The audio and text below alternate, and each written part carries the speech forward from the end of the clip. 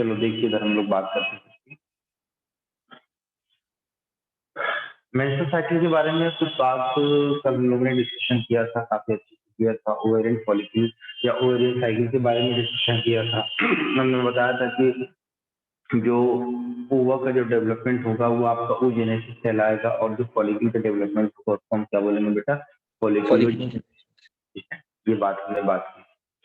और इसका जो है हार्मोनल रेगुलेशन में बता किस तरीके से हार्मोन जो है इसको रेगुलेट करता है, तमाम बातें। ठीक है, तो यहाँ पर मेंस्ट्रुअल साइकिल के बारे में कुछ इंपॉर्टेंट पॉइंट्स और हैं, मैं आज डिस्कस कर लेता हूँ आपके साथ।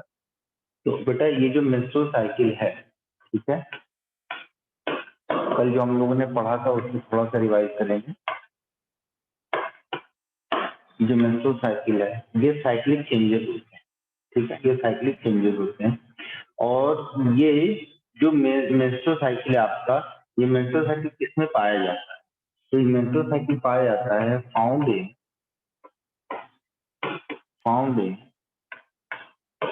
फीमेल प्राइमेट्स के अंदर ये पाया जाता है। जैसे फॉर एग्जांपल हम यहाँ पर बात करते हैं ओल्ड वर्ल्ड मॉन्की,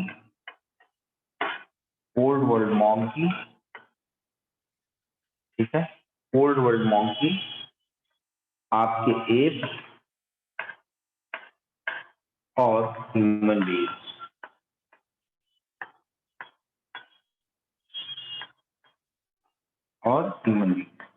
इनमें ये जो है आपके मेंस्ट्रुअल साइकिल मिलते हैं। ठीक, अलग अलग दोनों कैटेगरी है, मॉन्की की भी आती है, थोड़ा सा डिफरेंट स्पीसीज हैं दोनों।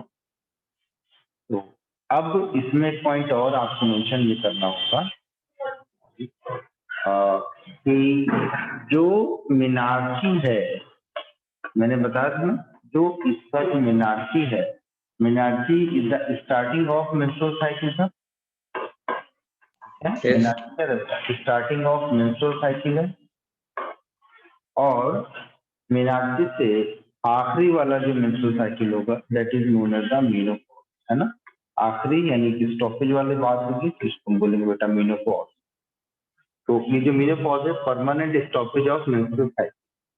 Menopause is a permanent stoppage of menstrual cycle, permanent stoppage of menstrual cycle. बहुत गौर से सुनिए इस बात को कि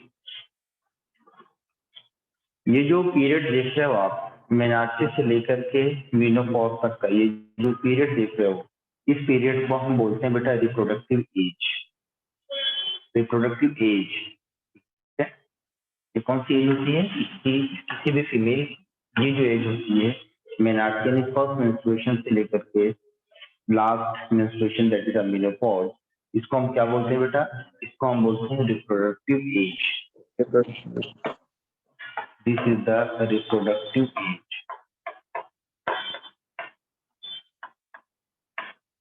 इज इट क्लियर? इसको हम क्या बोलते हैं बेटा? Reproductive age.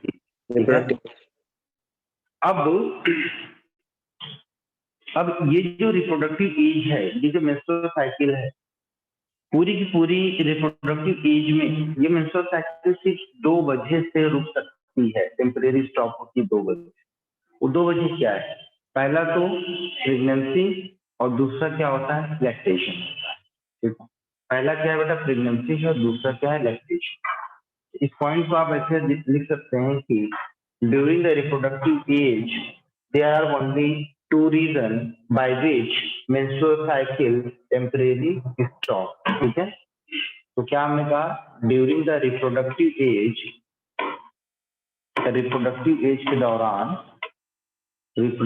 के दौरान during reproductive age there is only two reasons by which menstrual cycle temporarily stop। ये 2 रीजन कौन कौन से हैं बेटे? ये 2 रीजन आपके इसको हम बोलते हैं प्रेगनेंसी के दौरान, ठीक है।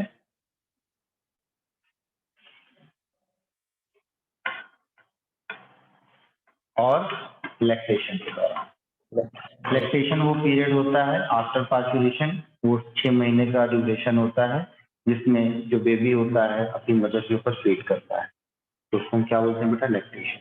और इस टाइम पर जब मेंस्ट्रुअल साइकिल स्टॉप करती है due to the lactation, that is known as the lactation amenorrhoea, ठीक है।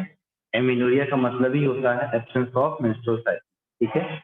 इस वाले को हम क्या बोलेंगे, प्रेगनेंसी एमिनोरिया। इस वाले को हम क्या बोलेंगे बेटा, लैक्टेशनल एमिनोरिया, ठीक है। क्या बोलेंगे, लैक्टेशनल एमिनोरिया। समझते हैं, ये बात आपको क्लियर हो गई अच्छे से, ठीक है। अब यहाँ पर देखिए सर क्लास नहीं दिख रही। क्लास नहीं दिख रही बेटा? दिख रहा है सर, साफ साफ दिख रहा है सर। बेटा थोड़ा सा नेटवर्क इशू होगा आपका नेहा, यस सर, कुछ नहीं दिख रहा। नेटवर्क इशू हो रहा होगा आपका।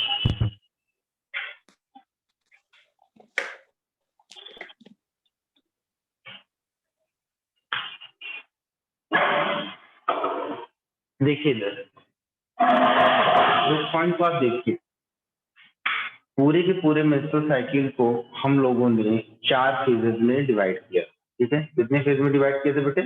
4 फेज में डिवाइड किया। एक तो था इसका मेंस्ट्रुअल फेज, कौन सा फेज था बेटा? मेंस्ट्रुअल फेज था। और दूसरा फेज कौन सा है इसका? Follicular phase. तीसरा फेज आया था जो है ओवुलेटरी फेज, और चौथा फेज होता है आपका ल्यूटियल फेज। ये 4 फेजेस होते हैं।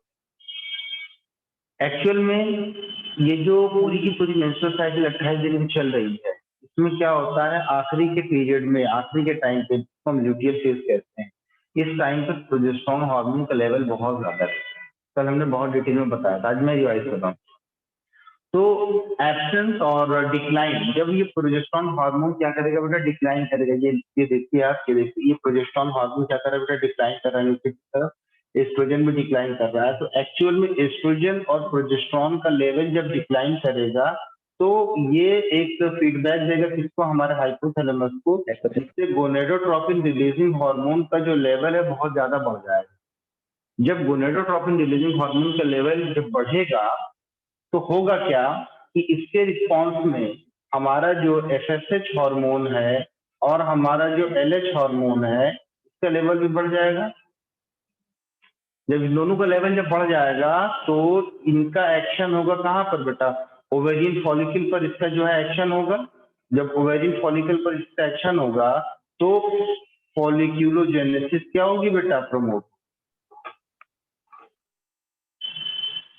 क्या होगी? फॉलिक्यूलोजेनेसिस प्रमोट होगी, यानी कि ओवेरियन फॉलिकल का डेवलपमेंट होगा। क्योंकि हम जानते हैं कि अभी जो हमारा oocyte है वो प्राइमरी स्टेज पर है, और वो कब तक रहेगा बेटा? ग्रेसिन फॉलिकल तक रहेगा। वो निकला, वो सेकेंडरी oocyte में कन्वर्ट होता है, ठीक है। तो ये पॉइंट आपको समझ में आया? तो यहाँ पर आप देखिए कि एग है, ये देखिए क्या था बेटा? ये एग है। एक के बाद ये प्राइमरी फॉलिकल है, ये सेकेंडरी फॉलिकल है, टर्शियरी फॉलिकल है, ये ग्रेसिन फॉलिकल रप्चर कर गई। ग्रेसिन फॉलिकल के रप्चर करने के बाद जो रिमेनिंग बचता है ग्रेसिन फॉलिकल, तो इसको हम क्या बोलते हैं? इसको हम कहते हैं कॉर्पस ल्यूटियम। और इस कॉर्पस ल्यूटियम को मेंटेन कौन करता है? हमारा luteinizing hormone. Luteinizing hormone, lutein word लगा हुआ ना, ल्यूटिनाइजिंग हार्मोन, ठीक है। अगर प्रेगनेंसी स्टैब्लिश करती है, मतलब इसी सेम टाइम पर ये जो ओवुलेशन दिख रहा है आपको, इस ओवुलेशन होने के 24 से 48 घंटे के बीच में अगर फर्टिलाइजेशन होता है, कॉपुलेशन होता है, तब तो प्रेगनेंसी स्टैब्लिश होने के चांसेस हैं। अदरवाइज अगर प्रेगनेंसी नहीं होती है तो 72 आवर्स के बाद ये ओवा जो होता है वो डिजेनरेट कर जाएगा, और कॉर्पस ल्यूटियम भी डिजेनरेट करके अपने आप को कन्वर्ट कर लेगा एक व्हाइट स्टार फॉर्म में, जिसको हम क्या बोलते हैं? कॉर्पस एल्बिकांस। क्या बोलेंगे? कॉर्पस एल्बिकांस, ठीक। तब आप देखिए, जब जब ये डेवलपिंग फॉलिकल हो रहा था, जब फॉलिकल का डेवलपमेंट हो रहा था, यानी सेकेंडरी फॉलिकल जब बनी थी, तो हमने बताया तो वहां पर थीकल सेल्स का फॉर्मेशन होता है। जो ग्रेनुलोसा सेल्स होती है वो अपने आप को डिफरेंशिएट करके थीकल सेल्स बनाती है, अब ये थीटा एक्सटर्ना और थीटा इंटरना होता है। जो थीटा इंटरना हमारा है, जो थीटा इंटरना है उसमें क्या सिक्रीट करना है बेटा, एस्ट्रोजन का लेवल बढ़ाना है। तो इसीलिए देखिए फॉलिकुलर फेज में, ये जो फॉलिकुलर फेज हमारा दिखा, इस फॉलिकुलर फेज में आपको एस्ट्रोजन का लेवल बढ़ा हुआ दिखाई पड़ता है। यहाँ ये देखिए एस्ट्रोजन का लेवल क्या होता है बेटा, बढ़ा हुआ दिखाई पड़ता है। फिर एस्ट्रोजन का लेवल क्या होता है, थोड़ा सा कम होता है। क्यों कम होता है, क्योंकि अब ये जो टर्शियरी फॉलिक्यूल जो था वो ग्रेफिन फॉलिक्यूल में कन्वर्ट हो गया। अब ग्रेफिन फॉलिक्यूल जब रप्चर होकर के ओवा सिक्रीट कर दी गई है, तो ये अपने आप को कन्वर्ट कर लिया है, किसमें, कॉर्पस ल्यूटियम में कन्वर्ट कर दिया है। ठीक है, और ये कॉर्पस ल्यूटियम एस्ट्रोजन का लेवल कम कर देता है, मतलब कम सिक्रीट करता है, बल्कि प्रोजेस्टेरॉन का हार्मोन जो होता है, प्रोजेस्टेरॉन हार्मोन है, इसका लेवल बढ़ाता है। ठीक है, तो यहाँ पर आप देखिए प्रोजेस्टेरॉन का लेवल बहुत ज्यादा, ये क्या है बेटा, ये बढ़ा हुआ प्रोजेस्टेरॉन का लेवल। फिर ठीक है, फिर जैसे ही ड्यूरेशन जो है खत्म होने को होता है, मतलब लास्ट टाइम पर हम आते हैं, तो ये प्रोजेस्टेरॉन का लेवल एक्चुअल में क्या होता है बेटा, कम होना शुरू हो जाता है। क्यों कम होता है कि जब अगर प्रेगनेंसी अगर नहीं होगी, प्रेगनेंसी अगर नहीं होगी तो कॉर्पस ल्यूटियम परसिस्ट नहीं करेगा, वो डिजेनरेट कर जाएगा। जब डिजेनरेट कर जाएगा तो प्रोजेस्टेरॉन का लेवल भी तो खत्म हो जाएगा। यस की बात है ना, प्रेगनेंसी अगर हो रही है तो कॉर्पस ल्यूटियम परसिस्ट कर रहा है, और प्रेगनेंसी नहीं हो रही है तो कॉर्पस ल्यूटियम परसिस्ट नहीं करेगा, बल्कि कॉर्पस ल्यूटियम किस में कन्वर्ट हो जाएगा, कॉर्पस एल्बिगैंस में कन्वर्ट। इसकी बात समझ में आई। ठीक है, इसीलिए देखिए प्रोजेस्टेरॉन का लेवल यहाँ पर कम होता दिख रहा है। अगर प्रोजेस्टेरॉन का लेवल अगर कम हो रहा है तो ऑब्वियस सी बात है कि एफएसएच और एलएच का लेवल धीरे धीरे कम बढ़ेगा। अब जबकि ओवेरियन फॉलिक्यूल जब ग्रेफिन फॉलिक्यूल में कन्वर्ट हो चुकी होती है, तो ओवुलेशन के टाइम पर मैंने बताया कि एलएच हार्मोन का लेवल जो है बहुत तेजी से अचानक से बढ़ जाता है, अचानक से बढ़ जाता है। ठीक है, क्या होता है बेटा, ये अचानक से बढ़ जाता है, और इसके अचानक से बढ़ने की वजह से हम इसको क्या बोलते हैं, एलएच सर्ज कहते हैं। ठीक है, एलएच सर्ज कहते हैं। ठीक, और साथ साथ एफएसएच का लेवल भी बढ़ रहा होता है, लेकिन as compare to LH FSH का लेवल थोड़ा सा कम बढ़ता है, एलएच का लेवल ज्यादा बढ़ता है। ठीक, तो ये बात आपको अच्छे से समझनी होगी।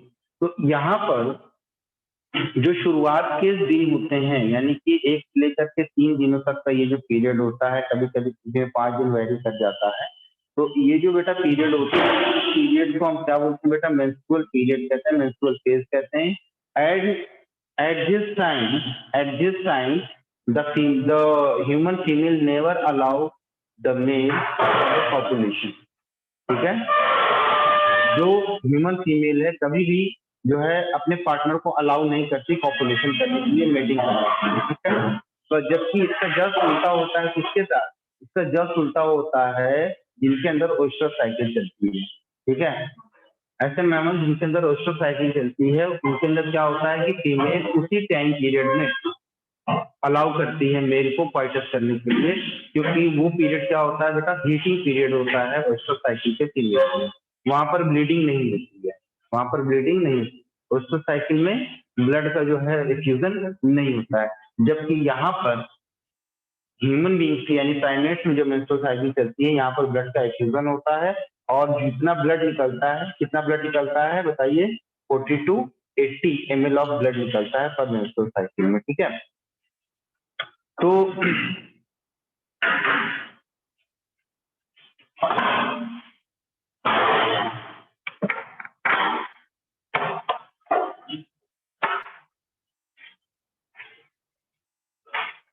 तो बेटा ये बात आप ध्यान दीजिए कि उसके बाद जो फेज आता है आपका फॉलिकुलर फेज। ठीक है, फॉलिकुलर फेज का एक नाम और होता है प्रोलिफेरेशन फेज।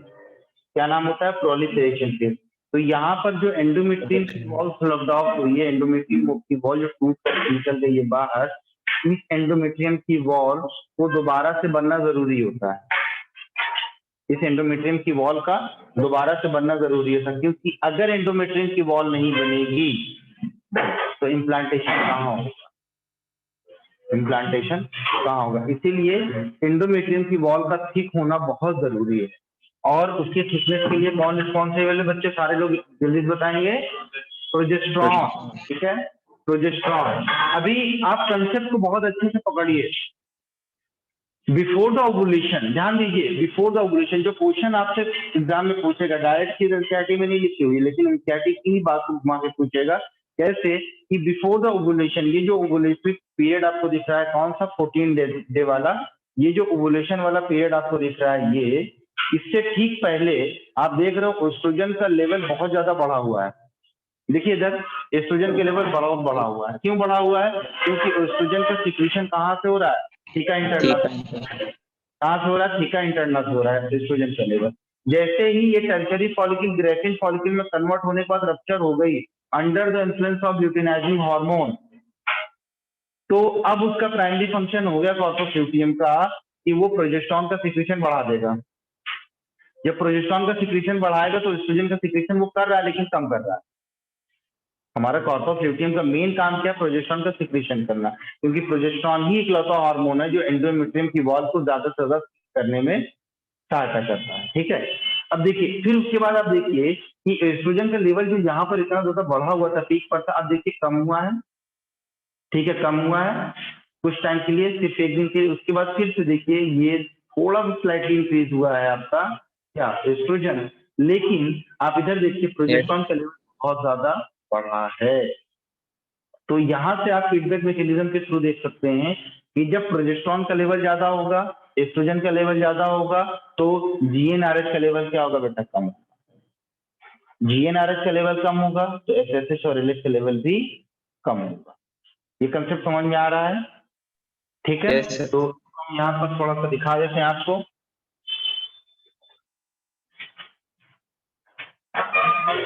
कि अगर प्रोजेस्टेरॉन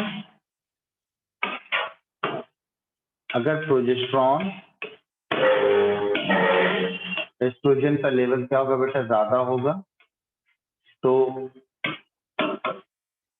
जीएनआरएच का लेवल क्या होगा? कम होगा। इसके रिस्पॉन्स में एफएसएच और एलएच का लेवल भी क्या होगा बेटा? कम होगा। दूसरी तरफ अगर प्रोजेस्टेरॉन और एस्ट्रोजन का लेवल क्या होगा? कम होगा, तो जीएनआरएच का लेवल क्या हो जाएगा? बढ़ जाएगा। और इसके रिस्पॉन्स में एफएसएच और एलएच का लेवल भी क्या हो जाएगा बेटा? बढ़ जाएगा। ठीक है, ये चीज आप समझिए। इसीलिए देखिए ये जो लास्ट वाला फेज होता है मेंस्ट्रुअल साइकिल का, उसको बेटा हम कहते हैं ल्यूटियल फेज। क्यों ल्यूटियल कहते हैं? इसके पीछे की वजह से यही है कि यहाँ पर कॉर्पस ल्यूटियम बनता है और वो कॉर्पस ल्यूटियम हमारा बहुत ज्यादा एक्टिव होता है। बस इतनी सी बात। एवरेज ब्लड फ्लो कितना होता है बेटा मेंस्ट्रुअल साइकिल का? 40 to 80 ml। Cycle ovulation day कौन सा होता है बेटा? 14th डे होता है। रिस्क पीरियड की बात अगर हम करेंगे, यहाँ पर रिस्क पीरियड की बात करेंगे तो आप समझिए रिस्क पीरियड कौन कौन सा है। रिस्क पीरियड यहाँ पर मान लीजिए कि हर किसी फीमेल के अंदर 14th डे जरूरी नहीं है कि 14th डे पर ही जो है ओवुलेशन हो। किसी का 12वें दिन पर हो सकता है, किसी का 16वें दिन पर हो सकता है, किसी का 15th डे पर हो सकता है। ठीक है, तो यहाँ पर जो 14th डे है, मान लीजिए ये जो 14th डे है बीच वाला, जहाँ पर ओवुलेशन हो रहा है। अब जब ओवुलेशन यहाँ पर हुआ और इसी टाइम पीरियड में अगर कॉपुलेशन होता है और फीमेल से मेल की मीटिंग होती है, तो यहाँ पर प्रेगनेंसी के चांसेस 99% होते हैं। ठीक है, Yes. अब एक सवाल आता है दिमाग में हमारे, मैं आपसे पूछता हूँ कि ये दोनों फेलोपियन ट्यूब हैं, किसी एक फेलोपियन ट्यूब में ओवा निकला हुआ होगा आफ्टर द ओवुलेशन, तो जो 300 मिलियन स्पर्म्स जा रहे हैं उन स्पर्म्स को कैसे पता होगा कि हमें किस वाली फेलोपियन ट्यूब में जाना है? और उसको कैसे पता होगा कि किधर जो है ओवा है किधर ओवा नहीं? क्योंकि हम लोग तो जीपीएस लेकर के बारात लेकर के पहुंच जाते हैं, तो वहां पर ऐसा कौन सा जीपीएस सिस्टम है जो स्पर्म को गाइड करता है कि भाई आपको राइट वाली फेलोपियन ट्यूब में जाना है, आपको लेफ्ट वाली फेलोपियन ट्यूब में जाना है? ऑब्वियस सी बात है कि कुछ अमाउंट में राइट की तरफ जाएंगे, कुछ अमाउंट में लेफ्ट की तरफ जाएंगे। लेकिन फिर भी कैसे हम डिसाइड करेंगे कि स्पर्म को पता चलता है कि हमको ये ओवा है, ये ओवा है और इसी के साथ हमें फ्लूइड हो? हम आपको अभी आगे बताएंगे। ठीक है, बट अभी मैं बता दूं रिस्क पीरियड क्या है। तो ये जो पीरियड आप देख रहे हो ना, ये 11, 12, 13, 14, 15, 16, 17, ये जो पीरियड होता है रिस्क पीरियड होता है। हमें नहीं पता कि इसमें किस कौन से दिन पे जो है ओवुलेशन यहाँ पर होगा। तो रिस्क पीरियड में हम कह सकते हैं कि mid ovulatory to mid post ovulatory phase. कहाँ से कहाँ तक के बीच का समय लगेगा बेटा? Mid ovulatory to mid post ovulatory phase. ठीक है, मिड ओवुलेटरी यानी कि ओवुलेशन यानी कि यहाँ से लेकर के पोस्ट ओवुलेटरी फेज की जो बीच का समय होता है, ये हमारा रिस्क पीरियड होता है। या रिस्क रिस्क कहने से ज्यादा अच्छा है कि आप इसको क्या कह लीजिए, रिप्रोडक्टिव पीरियड कह लीजिए।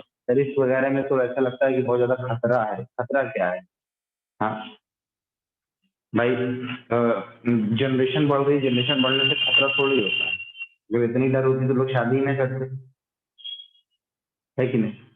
अब जैसे मैंने बताया था आपको कि मेटाबॉलिज्म दो टाइप का होता है, कैटाबॉलिज्म और एनाबॉलिज्म, है ना। एनाबॉलिज्म आपका कंस्ट्रक्टिव प्रोसेस है, तो कैटाबॉलिज्म क्या है? सारे बच्चों ने कहा था डिस्ट्रक्टिव प्रोसेस। ब्रेक डाउन क्या कहा? प्रोसेस। डिस्ट्रक्टिव प्रोसेस है। Why are you calling destructive process? नहीं, डिस्ट्रक्टिव प्रोसेस नहीं बोलेंगे, तो डिस्ट्रक्शन में तबाही बर्बादी ये सारी चीजें आती हैं। उसमें क्या है कि वो ब्रेक चीजें तोड़ रहे हैं, और तोड़ना अच्छे के लिए हो सकता है, खराब के लिए हो सकता है। लेकिन कैटाबॉलिज्म में क्या होता है? बॉन्ड हम तोड़ते हैं तो वहां से हम क्या लिबरेट करते हैं? हम एनर्जी। है ना, एनर्जी को लिबरेट करते हैं। जैसे ग्लाइकोजेनोलिसिस करते हैं, तो ग्लाइकोजन को ब्रेक करके उससे क्या ऑब्टेन करते हैं? ग्लूकोज ऑब्टेन, है ना। प्रोटियोलिसिस करते हैं, तो प्रोटीन को ब्रेक डाउन करके हम क्या ऑब्टेन करते हैं? अमाइनो एसिड ऑब्टेन करते हैं। तमाम चीजें।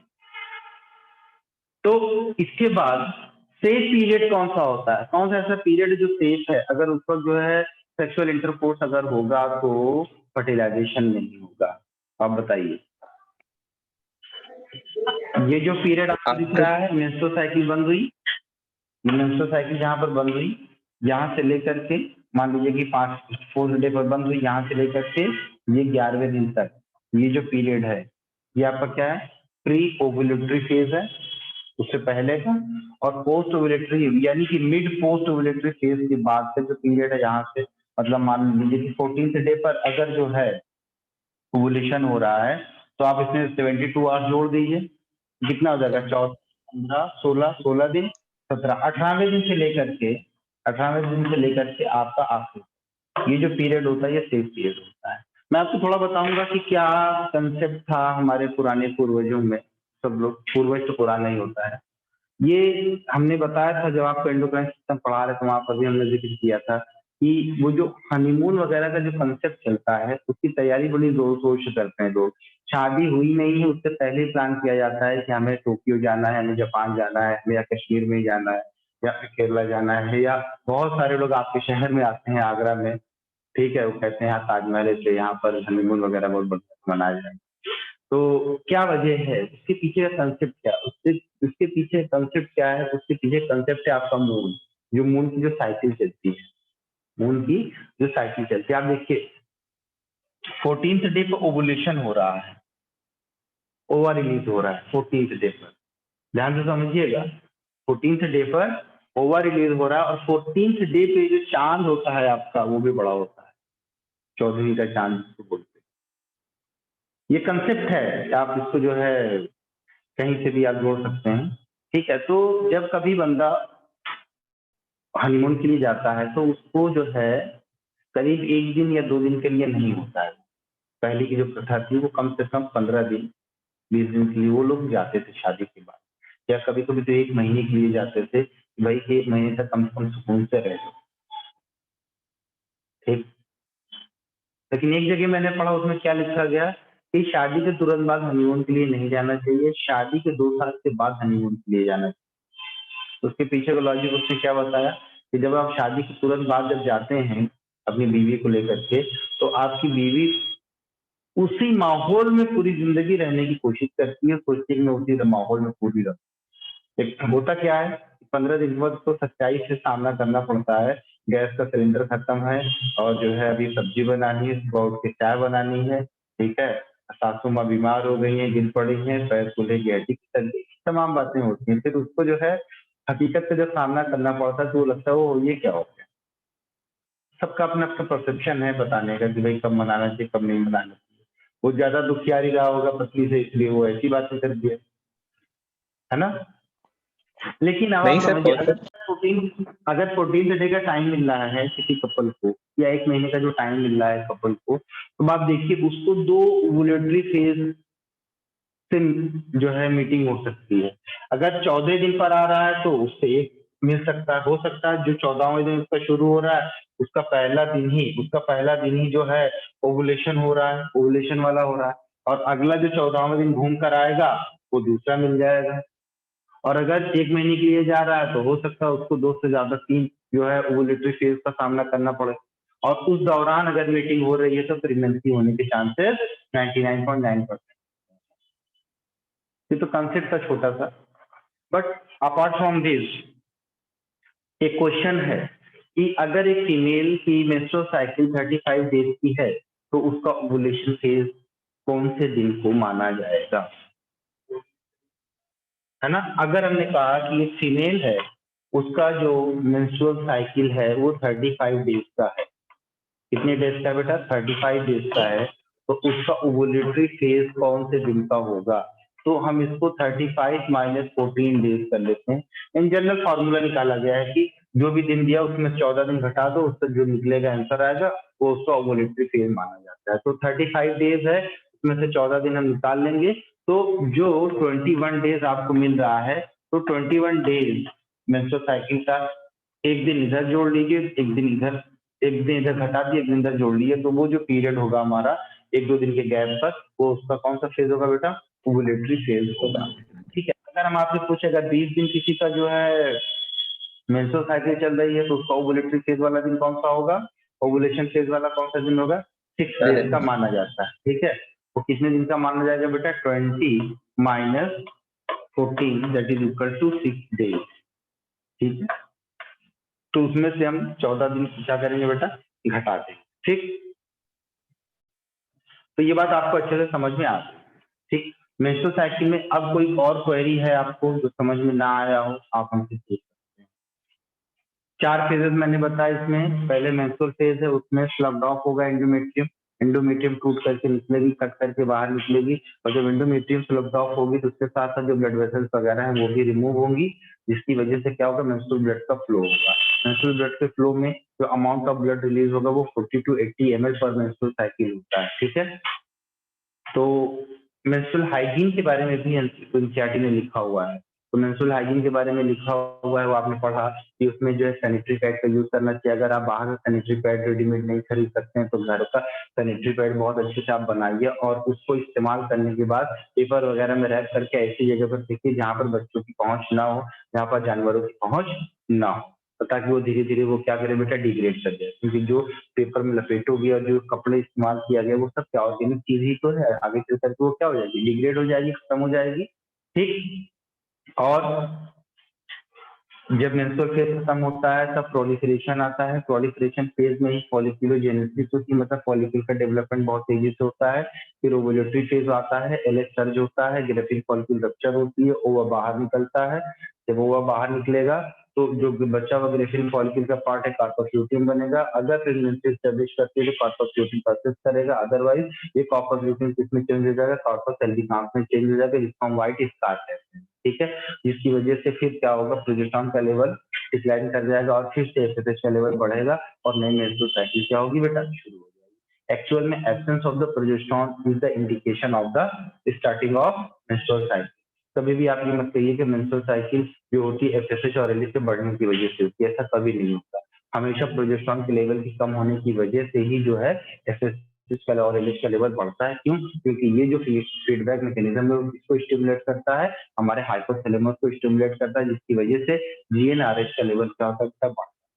ठीक है, ठीक। Yes sir. सर मेनोपॉज से रिलेटेड क्वेश्चन था। हाँ, मेनोपॉज से रिलेटेड एक क्वेश्चन तुम्हारा ये हो सकता है कि जब मेनोपॉज होता है तो उस वक्त जो होता है कि जो एफएसएच और एलएच हार्मोन है हमारा, वो एफएसएच और एलएच हार्मोन क्या करता है कि जो ओवेरियन फॉलिकल के ऊपर जो रिसेप्टर मॉलिक्यूल्स होते हैं, उन रिसेप्टर मॉलिक्यूल जो होते हैं वो उनकी जो सेंसिटिविटी होती है वो लूज हो जाती है, जिसकी वजह से एफएसएच और एलएच उसके ऊपर एक्ट नहीं कर पाते। और वो FSH और LH ब्लड में क्या हो जाता है, बढ़ना शुरू हो जाता है, और वही जो है फिल्टर होकर के यूरिन में भी अपीयर हो जाता है। इसीलिए मेनोपॉज वाली जो फीमेल्स हैं उनके यूरिन में आपको FSH मिल सकता है। अब सवाल पूछो। मतलब सर ओवर रहते हैं, खत्म नहीं होते ओवरी में? नहीं नहीं, फॉलिकल तो डिजेनरेट हो जाते हैं ना, धीरे धीरे खत्म हो जाते हैं वहाँ, क्योंकि अमाउंट क्या होता है, फिक्स होता है ना उनका, नंबर तो फिक्स होता है। अब भाई अब कोई जो है पर्सन, तो कोई ह्यूमन बींग का मेल तो है नहीं कि उसके अंदर स्पर्मेटोजेनेसिस थ्रू आउट ईयर चलती रहती है। फीमेल का सब मामला क्या होता है, फिक्स होता है। कल मैंने एक बात आपको ग्रुप में बताई थी, फॉलिकुलर एट्रेजिया बताया था हमने कि जब बच्ची पैदा होना, जब बच्ची एम्ब्रियोनिक स्टेज में रहती है, फीटल लाइफ में रहती है, उसके अंदर जो ओवेरियन फॉलिक्यूल होते हैं वो मिलियंस में होते हैं, फिर धीरे धीरे 2 मिलियन तक आते हैं, फिर उसके बाद 60 to 80,000 आते हैं, फिर उसके बाद जो है क्या करते हैं, 400 डिजनरेट to होना 800। शुरू होते हैं। तो इसको हम क्या बोलते हैं बेटा, फॉलिकुलर एट्रेजिया कहते हैं। क्या कहते हैं इसको हम, फॉलिकुलर एट्रेजिया कहते हैं। ठीक है, चलिए अब हम बात करते हैं बेटा एग की, बात करते हैं टाइप्स ऑफ एग क्या होता है। ठीक है, तो ये सारी चीजें हम लोगों ने पढ़ ली, ये भी हमने पढ़ लिया था। ठीक है, ये भी हमने पढ़ लिया था, कल अच्छे से पढ़ लिया था डिटेल में। ठीक है, ये तो आज हम पढ़ाएंगे आगे। चलिए हम बात करते हैं बेटा टाइप्स ऑफ एग की बात करते हैं। ठीक, टाइप्स ऑफ एग में, अच्छा हालांकि ये वाला जो पार्ट है हमारा, ये एनिमल किंगडम का पार्ट, बट यहाँ पर पढ़ा रहे हैं। और एक चीज और आप समझिए, जो क्लीवेज के जो टाइप्स होते हैं, जैसे आपका न्यूरोब्लास्टिक क्लीवेज, ठीक है, और जितने भी टाइप के क्लीवेजेस हैं, ठीक है, वो जो आपका क्लीवेज है आपका डिटर्मिनेट इंडिटर्मिनेट क्लीवेज, ये भी हम आपको बताएंगे थोड़ा सा। उसके बाद जो आपका आता है कंप्लीट होलोब्लास्टिक, न्यूरोब्लास्टिक, सुपरफिशियल, डिस्क्वाइडर, ये सब क्लीवेज जो है सिलेबस में नहीं, कहीं पढ़ा है एनसीईआरटी में, कहीं नहीं, पूरी एनसीईआरटी में कहीं पढ़ा है 11 से लेकर के 12 तक की एनसीईआरटी में नहीं। तो इसका जो एक सुपरफिशियल वो है इंफॉर्मेशन, मैं वो दे दूंगा आपको, बट उसको लिखवाऊंगा नहीं, उसके ऊपर बहुत ज्यादा डिटेल में हमें जाने की जरूरत है। लेकिन क्लीवेज क्या है वो जरूर बताऊंगा। क्लीवेज में और माइटोटिक डिवीजन में फर्क क्या है वो आप हमें बताएं, कि दोनों के बीच में डिफरेंसेस क्या होते हैं, कि क्लीवेज क्या है और माइटोटिक डिवीजन में दोनों में फर्क। हालांकि दोनों माइटोटिक डिवीजन का टाइप है, बट दोनों में क्या है, बहुत ही माइन्यूट सा डिफरेंस है। तो हम आपको बता दें बेटा कि हम टाइप्स ऑफ एग की बात करते हैं, तो एग के अंदर क्या पाया जाता है बेटा, यॉक पाया जाता है। क्या पाया जाता है, यॉक पाया जाता है। ठीक है, तो ये जो यॉक है, ये डेवलपिंग जो फीटस होता है या डेवलपिंग एम्ब्रियो जो होता है उसको प्रोवाइड करवाता है क्या, न्यूट्रिशन। क्या प्रोवाइड करवाएगा बेटा, न्यूट्रिशन। तो सबसे पहले मैं बता दूं कि types of egg on the basis of amount of yolk, yolk के अमाउंट की बेसिस, अमाउंट ऑफ यॉक कितना होगा, अमाउंट ऑफ यॉक कितना होगा, तो इनमें जो एग्स होते हैं वो कितने टाइप के होंगे। पहला तो आपका होगा एल एथिथल। एल एथिथल एक टाइप के एग में जो अमाउंट ऑफ यॉक है वो बहुत ही नेग्लिजिबल। ठीक है, पहला जो है वो है आपका एल एथिथल। ठीक है, और जो दूसरा होता है उसको हम बोलते हैं बेटा माइक्रोलेथिथल। नाम तो सुना होगा ना, क्यों, माइक्रोलेथिथल। और तीसरा जो होता है वो है आपका मीजोलेथिथल। और चौथा है आपका मेगालेथिथल, या इसी को हम क्या बोलते हैं बेटा, माइक्रोलेथिथल, मेगालेथिथल, माइक्रोलेथिथल,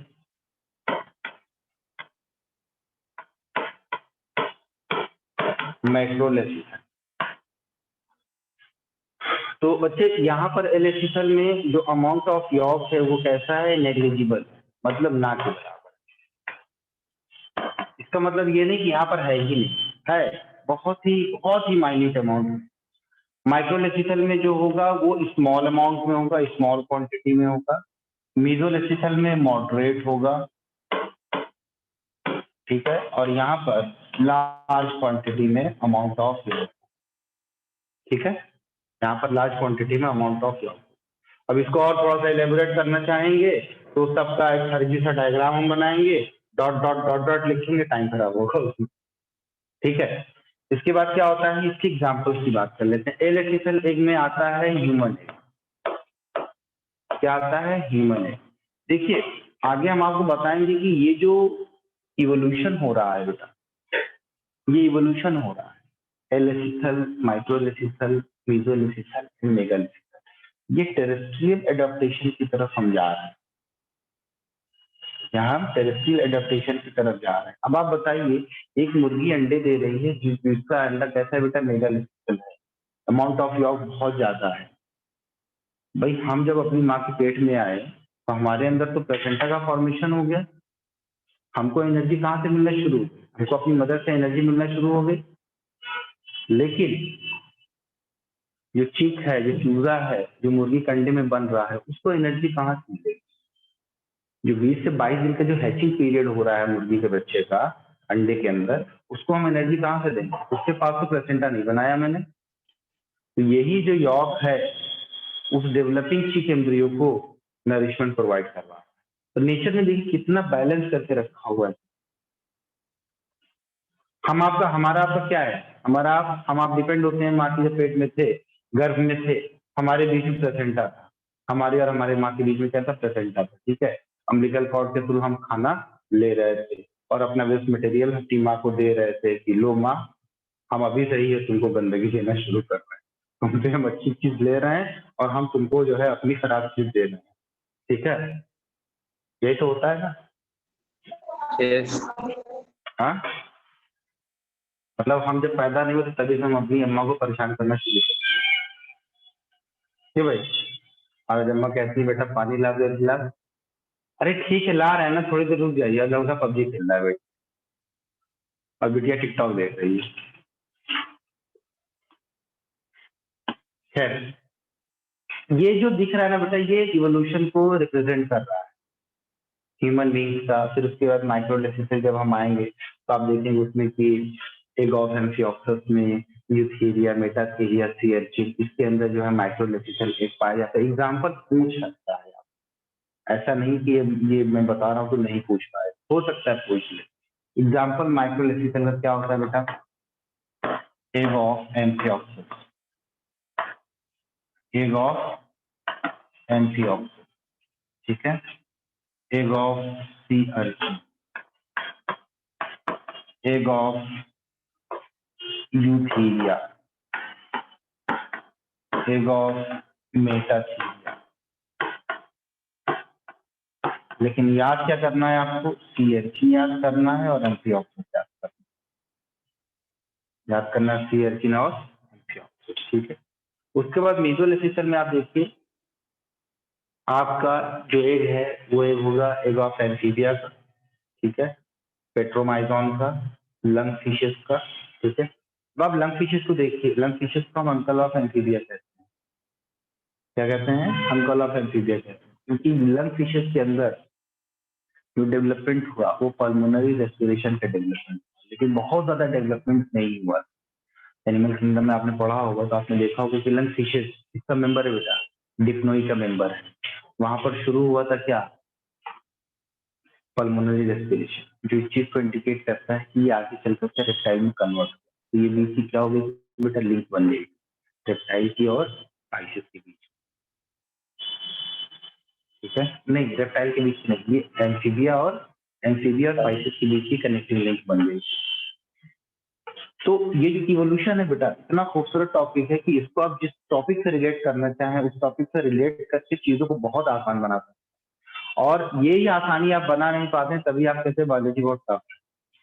डॉब्झिन्स्की ने क्या कहा? डॉब्झिन्स्की ने यही कहा था ना, nothing makes sense in the biology accept in the light of evolution. बिना लाइट ऑफ इवोल्यूशन के बायोलॉजी को पढ़ना कैसा है? सेंसलेस, बेवकूफी है हमारी। पढ़ते रहिए, जन्म जन्मांतर पढ़ते रहिए, भाई वो समझ में आ जाए तो बता दें। इसीलिए आप देखिए उसमें क्या बताया गया कि evolution on the basis of evidences on the embryonic development. आप देखिए शुरुआत में जो एम्ब्रियोनिक डेवलपमेंट होता है उनमें सभी स्टेजेस एक जैसी दिखाई पड़ती। हम एम्ब्रियो को देख करके नहीं बता सकते कि ये चिक का एम्ब्रियो है, कि डॉग का एम्ब्रियो है, कि जो है बर्ड का एम्ब्रियो है, कि ह्यूमन का है, इनिशियल स्टेज। फिर बाद में बताया गया एविडेंसेस कहाँ से लेते हैं? मॉलिक्यूलर जो है बेसिस पर लेते हैं कि सबके डीएनए का कंटेंट एक जैसा है, ठीक है, सबका आरएनए एक के अंदर जो जेनेटिक मटेरियल का जो उसका जो न्यूक्लियोटाइड वो सेम होता है, सीक्वेंस अलग हो जाते हैं तो नेचर बदल जाता है। यही तो होता है, अमाइनो एसिड का सीक्वेंस बदल गया तो प्रोटीन का नेचर बदल गया, है ना। तो ये चीजें हो गई। मीजोलेसिथल में मॉडरेट अमाउंट में होता है, इसका एग्जांपल है एग्स ऑफ एम्फीबियन। ये हो गया आपका eggs of amphibian, eggs of amphibian, Petromyzon, eggs of amphibian, Petromyzon, etcetera. And finally अलम फिशेस भी लिख दीजिएगा। फाइनली जो आपका आता है मेकअप, ह्यूज अमाउंट में पाया जाएगा, क्या बताइए? योग। यॉक सेट नहीं, योग। यॉक जो होगा ह्यूज अमाउंट में पाया जाएगा। इसका एग्जांपल बर्ड, इसका एग्जांपल क्या है बताइए? रेप्टाइल। इसका एग्जांपल क्या है? इंसेक्ट।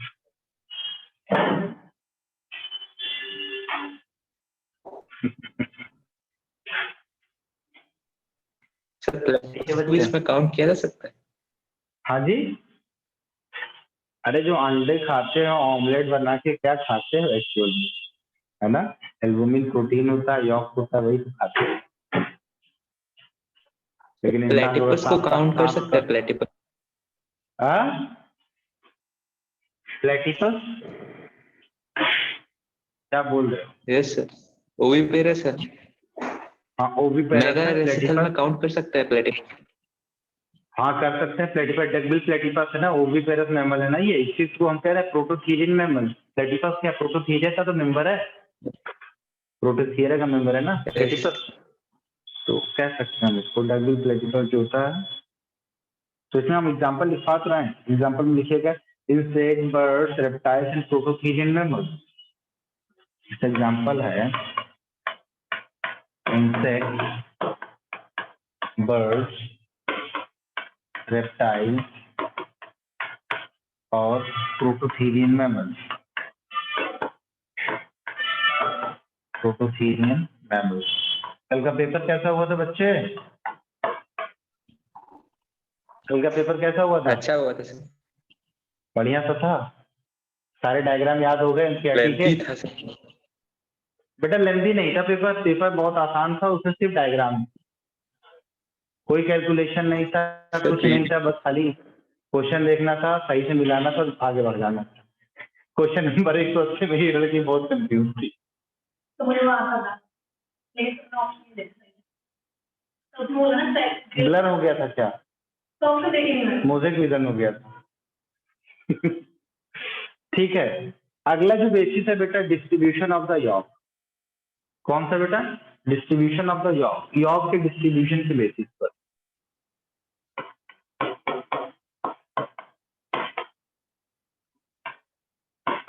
डिस्ट्रीब्यूशन ऑफ यॉर्क की बात कर रहे हैं। यॉर्क का जब डिस्ट्रीब्यूशन होगा तो इनमें 3 टाइप का होता है। आइसोलेसिथल, आइसो मतलब क्या होता है? समान, इसको हम होमो भी कहते हैं। फिर उसके बाद आपका आता है टीलोलेसिथल और फिर उसके बाद आपका आता है सेंट्रोलेसिथल। आइसो का मतलब जो यॉर्क है वो इवनली डिस्ट्रीब्यूट होता है साइटोप्लाज्म के अंदर। टीलोलेसिथल में क्या होगा, जो यॉर्क होगा किसी एक पोर्शन पर, चाहे ऊपर की तरफ चाहे लोअर, चाहे एनिमल पोल की तरफ चाहे वेजिटल पोल की तरफ, वो क्या होगा, वो शिफ्टेड रहेगा यॉर्क इसी एक चीज। ठीक है, इसी तरीके से ये क्या होता है बेटा, डिस्क्वाइडल शेप का बन जाता है, इसको हम क्या बोलते हैं? डिस्क्वाइडल या डिस्क शेप का बोलते हैं। ठीक है, और उस टाइप के को हम बोलेंगे डिस्क्वाइडल एग। ठीक, जैसे कि बर्ड्स में, रेप्टाइल्स में, प्रोटोथीरियन मैमल्स में पाया जाता है। अब जाकर देखिएगा थोड़ा सा, जो अंडे होंगे, जो एग लोग ना, एग अंडा लोगे जिसका ऑमलेट आप बनाओगे, उसको आप तोड़ना, उसमें यॉर्क देखना किस तरफ जाता है। ठीक है, तो ये 3 टाइप के हो गए। 3 टाइप के कौन कौन से भाई?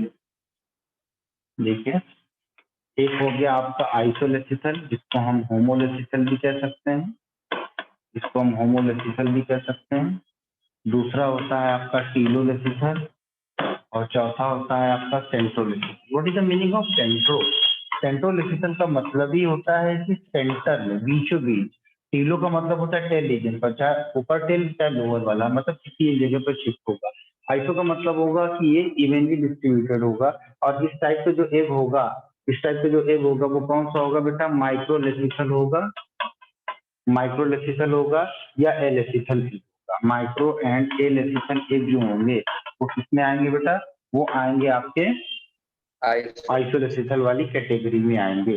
टेलोलेथिकल में होगा कि जो यॉर्क होगा वो कंसंट्रेट होगा किसी एक पार्ट में, किसी एक पार्ट में जाकर के कंसंट्रेट होगा, और इसका एग्जांपल आएगा बेटा मीजोलेथिकल एग।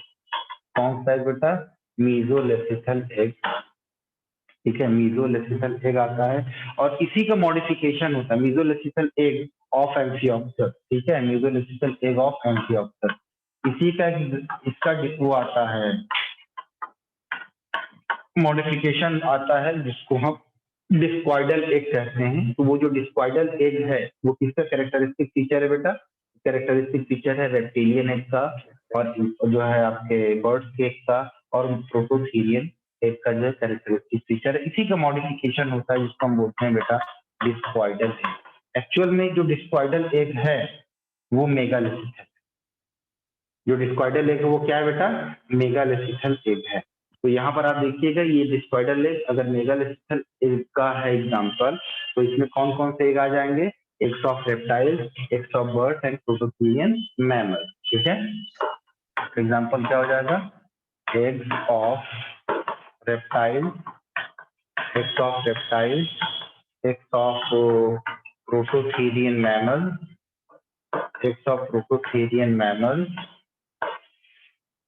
और क्या बताया हमने, eggs of birds, yes eggs of birds. Centrolecithal egg में जो अमाउंट ऑफ यॉर्क होगा वो कहाँ पर होगा बेटा, बिल्कुल सेंटर पर होगा, और इसका एग्जांपल क्या होता है बेटा, इंसेक्ट, इंसेक्ट, इंसेक्ट, ठीक है। एक एग होता है जिसके ऊपर कैल्शियम कार्बोनेट की कवरिंग पाई जाती है, शेल पाई जाती है, एक एग होता है जिसके ऊपर कैल्शियम कार्बोनेट की कवरिंग नहीं पाई जाती। जिनके ऊपर कैल्शियम कार्बोनेट की कवरिंग पाई जाए उनको हम क्लिडोइक एग कहते हैं, जिनके ऊपर नहीं पाई जाए उनको हम क्या बोलेंगे, नॉन क्लिडोइक। तो मतलब अगला जो क्लासिफिकेशन है वो किसके बेसिस पर है भाई, वो बेसिस है on the basis of shell, shell के बेसिस पर। ये क्वेश्चन बहुत ध्यान दीजिएगा, ये क्वेश्चन बहुत ज्यादा इंपॉर्टेंट है, on the basis of shell.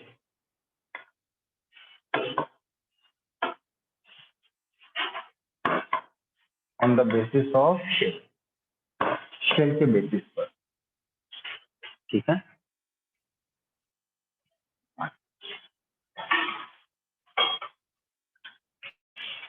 Shell के बेसिस पर, ठीक है।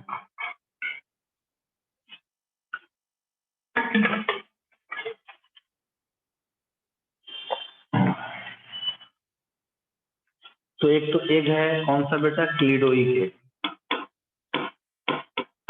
अब आप देखिए ये जो क्लिडोइक एग है, जैसे मान लीजिए ये अंडा है, ठीक है, ये अंडा है, तो ये जो कवरिंग इसकी होगी, इसका जो शेल होगा वो किसका बना होगा बेटा, कैल्शियम कार्बोनेट का शेल होगा, ठीक है। कौन सा शेल होगा, ये कैल्शियम कार्बोनेट का शेल होगा, और इसके शेल पर छोटे छोटे आपको पोर्स दिखाई पड़ेंगे। जो बच्चे अंडे खाते हैं वो आज क्या करेंगे, मुर्गी के अंडे को हाथ में लेकर के उसको ऐसे फील करेंगे हाथ से, तो आपको लगेगा कि हाँ इसके ऊपर छोटे छोटे पोर जैसे स्ट्रक्चर हैं, और वो जो पोर जैसा स्ट्रक्चर है वो किसके लिए होता है बेटा, एक्सचेंज ऑफ गैसेस के लिए होता है।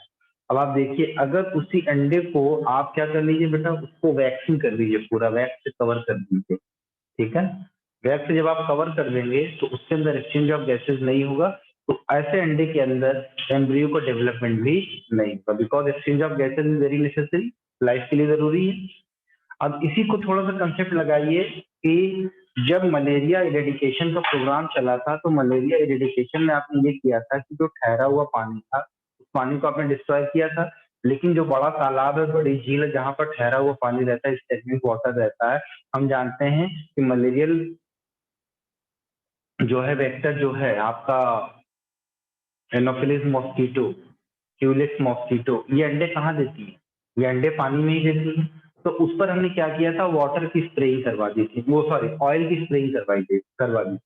तो ऑयल की स्प्रेइंग करने की वजह से उसका जो एग होता है वो पानी के सरफेस पर ही रहता है, तो उसके ऊपर वैक्स की या ऑयल की कोटिंग हो जाती है। जब ऑयल की कोटिंग हो जाएगी तो जो exchange of the gases environment के साथ है, वो एक्सचेंज ऑफ द गैसेस क्या हो जाएगा, खत्म हो जाएगा, बंद हो जाएगा। तो उसका जो लार्वा है जो अभी डेवलप कर रहा है अंडे के अंदर, वो क्या हो जाएगा, खत्म हो जाएगा पूरी तरीके से। एक तो प्रोग्राम ये था जो अभी ऑयल से रिलेटेड मैंने बताया था कि एक्सचेंज ऑफ गैसेस को कैसे रिलेट करेंगे। दूसरा गैम्बूसिया फिश आती है, उसको हम छोड़ देते हैं, जो लार्विसीडल होती है, जो लार्वा को खाती है, वो क्या करेगी, पूरे पूरे लार्वा को खा जाएगी। इसकी वजह से क्या होगा, मलेरिया रुक जाएगा, फैलेगा नहीं। क्यों नहीं फैलेगा, वेक्टर ही नहीं रहेगा तो अगेरे प्लाज्मोडियम क्या ही कर पाएगा, है ना। तो ये हो Yes. गया आपका क्लीडोइक केक। तो क्लीडोइक केक किसका एग्जाम्पल हो सकता है, पहला चीज आप देखिए कि ये जो क्लीडोइक केक है बेटा, it is a terrestrial adaptation. क्या है ये टेरेस्ट्रियल एडेप्टेशन है, ठीक है। तो ये पाया जाएगा कहाँ पर, आपने सांप के अंडे देखे हैं, आपने छिपकली के अंडे देखे हैं, सबके अंडों पर आपको शेल दिखाई पड़ेगा कैल्शियम कार्बोनेट का बना हुआ, ठीक है। जब कभी आपकी मुर्गी बिना शेल के अंडे देना शुरू करे, मतलब शेल रहेगा लेकिन टाइट नहीं रहेगा, तो आप उसको कुछ मत करिए, उसको आप जो कैल्शियम कार्बोनेट चूना आप खाते हैं पान के साथ, तो उस पान वाले चूने की छोटी छोटी गोली बनाकर के मुर्गी को 2-3 दिन खिला दीजिए लगातार, तो उसकी बॉडी का जो कैल्शियम वैल्यू है वो मेंटेन, ठीक है। लेकिन अगर आपका कैल्शियम कम हो जाए तो आप चूना मत खाइए, आप कुछ और दूसरे फूड जो है सप्लीमेंट की तरफ जाइए। तो इसका एग्जाम्पल क्या हो गया भाई, इसका एग्जाम्पल हो गया आपका एग्स ऑफ बर्ड, जितने भी बर्ड्स के क्या है बेटा, अंडे हैं वो, ठीक है। और एग्स ऑफ टेरेस्ट्रियल, नहीं एग्स ऑफ प्रोटोथीरियंस, ठीक है, एग्स ऑफ प्रोटोथीरियंस। लेकिन जो रेप्टिलियन एग होता है ना, उसको हम यहाँ पर, होता तो शेल का ही, लेकिन वो उतना हार्ड नहीं होता जितना हार्ड मुर्गी का अंडा है, जितना हार्ड कबूतर का अंडा है, जितना हार्ड बर्ड्स के अंडे, ठीक है। तो रेप्टिलियन एग्स की जो कवरिंग होती है उसको हम क्या बोलेंगे बेटा, लेदरी कवरिंग। क्या बोलेंगे, लेदरी कवरिंग बोलेंगे, इसीलिए reptilian eggs are also called the leathery egg, ठीक। तो रेप्टिलियन एग को हम क्या बोलते हैं बेटा, लेदरी एग। तो ये जो रेप्टिलियन एग होता है इसको हम बोलते हैं बेटा लेदरी एग। इसको हम क्या बोलते हैं, हम कहते हैं बेटा लेदरी एग, ठीक है। Yes.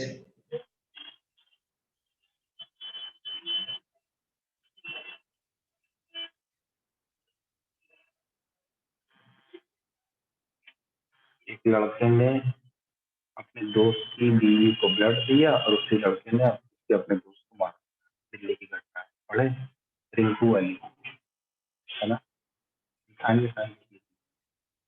तो भूकंप भी आ गया, पाकिस्तान का जो सेंटर पॉइंट था, भूकंप के झटके दिल्ली तक महसूस हुए, पता होता रहता है। पूरी दुनिया कोलैप्स हो जाएगी, बोले कि अच्छा आज नीट का पेपर है, सेंटर कहाँ है, चलो सेंटर पहुंच गए, पता चला सेंटर में बिल्डिंग, सेंटर की बिल्डिंग भूकंप में गिर गई है। ऐसे ही पढ़ा रहे थे, मैं कश्मीर में था, पढ़ा रहा था, 150 बच्चे की भीड़ लगी थी। ऐसे में डाइस पकड़ के खड़ा था, जैसे अभी खड़ा हूँ, ठीक है, डाइस हिलना शुरू हो गया ऐसे। मैं कहा यार ये हो क्या रहा है, स्टूडेंट ने कहा बच्चे बाहर निकलो, थर्ड फ्लोर पर थे। वहां से नीचे अगर आते तो क्या होता, हम यहाँ नहीं होते, है ना। चलो थ्रीडोइक एग है, नॉन थ्रीडोइक एग में क्या होगा, इसके अंदर शेल नहीं पाया जाएगा, ठीक है। जितने भी मैमल्स हमारे कैसे हैं बेटा, वीवी पेरस हैं, जो भी वीवी पेरस मैमल्स हैं उनके जो एग्स होंगे वो कैसे होंगे, वो नॉन थ्रीडोइक होंगे, इसमें ज्यादा कुछ नहीं।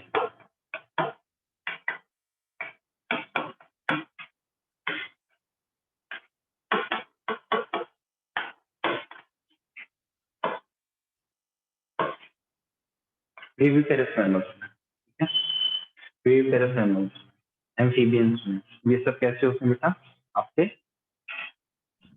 Non clear. नॉन थ्रीडोइक। जोर से बोलो, ऐसे थोड़ा करके बोलो, गलत आ गया। हाँ शाबाश। अब देखो मुद्दे की बात, जहां से क्वेश्चन बड़ा पूछ सकता है, जबरदस्त पूछेगा। और अभी ये जो पार्ट मैं बताने जा रहा हूँ इसका फर्टिलाइजेशन में क्या यूज होता है, ठीक है, कंसेप्ट आप देखिएगा। हम बात करने जा रहे हैं बेटा एक मेम्ब्रेन की बात करने जा रहे हैं, एक मेम्ब्रेन की बात करने जा रहे हैं। तो ये जो एक मेम्ब्रेन है ये प्राइमरी एक मेम्ब्रेन होगा, सेकेंडरी एक मेम्ब्रेन होगा, टर्शियरी एक मेम्ब्रेन होगा। प्राइमरी एक मेम्ब्रेन वो मेम्ब्रेन होता है जो oocyte खुद रिलीज करता है, oocyte खुद रिलीज करता है, उस मेम्ब्रेन को हम क्या बोलते हैं बेटा, प्राइमरी एग मेम्ब्रेन, ठीक है। तो ये पहला प्राइमरी एग मेम्ब्रेन। तो बेटा ये जो प्राइमरी एग मेम्ब्रेन है ये सिक्रीट होता है, secreted by oocyte itself, oocyte इसको खुद रिलीज करता है। फॉर एग्जाम्पल क्या हो गया, जोना पेल्यूसिडा, जोना पेल्यूसिडा, ठीक है, और विटेलाइन मेम्ब्रेन। इस मेम्ब्रेन की तरफ आप ध्यान दीजिए, जो जोना पेल्यूसिडा की बात हम कर रहे हैं। जब जोना रिएक्शन होता है, जब जोना रिएक्शन होता है बहुत ध्यान से समझिएगा, दिस इज द ओवा, दिस इज द ओवा and this is the sperm, ठीक है। ओवा के पास फर्टिलाइजिंग है और स्पर्म के पास Yes, sir. एंटी फर्टिलाइजिंग है, दोनों ही प्रोटीन है।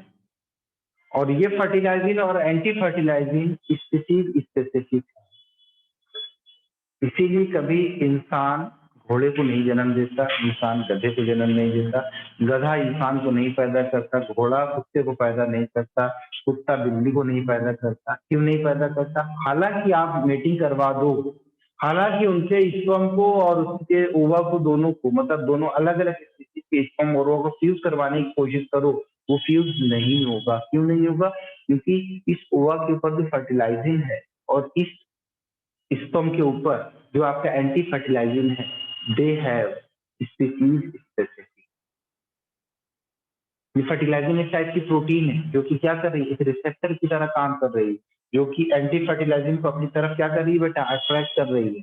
इसीलिए स्पर्म उस ओवा को पहचान जाता है, समझ जाता है डेस्टिनेशन पॉइंट वही है, वहीं जाना है हमें और कहीं नहीं जाना है, ठीक है। तो जब यहाँ पर स्पर्म आता है, फ्यूज होता है, जोना रिएक्शन होता है, एक्रोसोम के अंदर, देखिए शुक्ला ध्यान दो इधर, एक्रोसोम के अंदर जो हाइड्रोलिटिक एंजाइम्स हैं, हाइलोरोनिडेज और जोनालाइसिन, ये दोनों एंजाइम्स जो हैं वो क्या करेंगे बेटा, वो जोना पेलुसिडा को पेनिट्रेट करेंगे।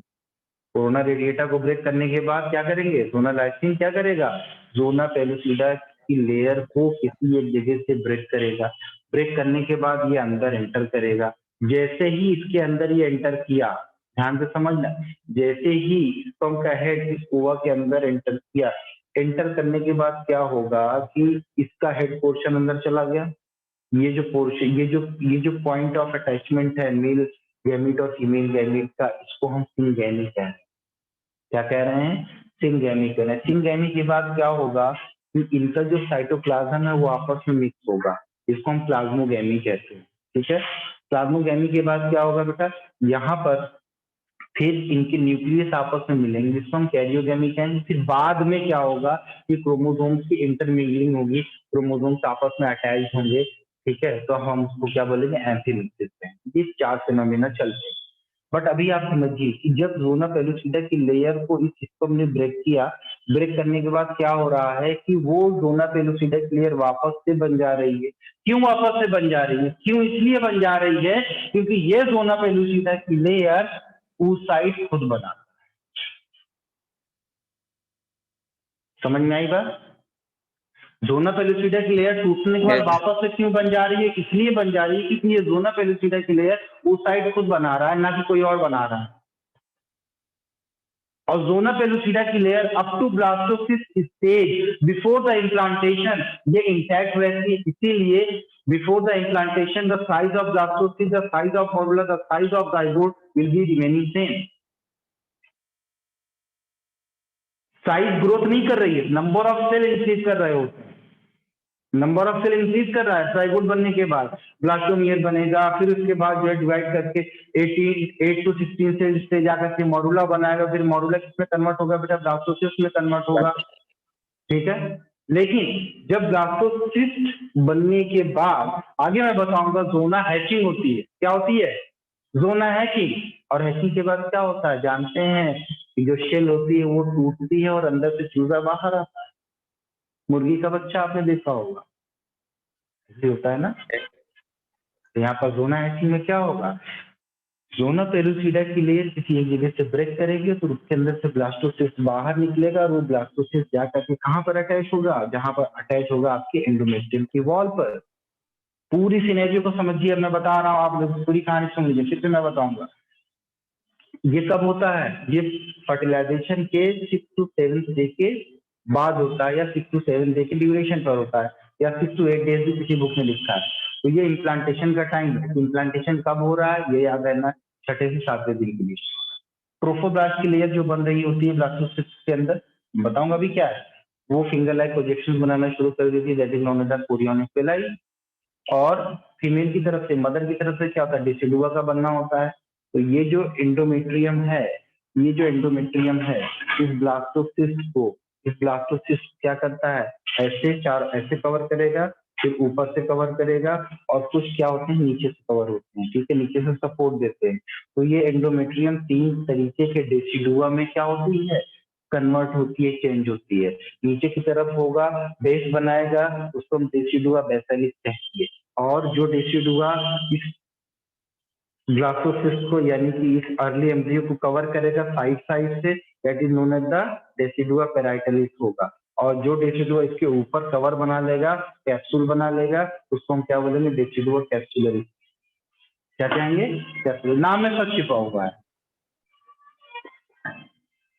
कंसेप्ट क्या बताना था कि जब जोनालाइसिन होती है, एक्रोसोमल रिएक्शन होता है और उसके अंदर स्पर्म एंटर करता है। एंटर करने के बाद जोना पेलुसिडा की लेयर दोबारा बन जाती है। क्यों बन जाती है? क्योंकि जोना पेलुसिडा लेयर oocyte से ही बनता है, ठीक है। तो प्राइमरी एक मेम्ब्रेन क्या हो गया हमारा, जोना पेलुसिडा और विटेलाइन मेम्ब्रेन हो गई।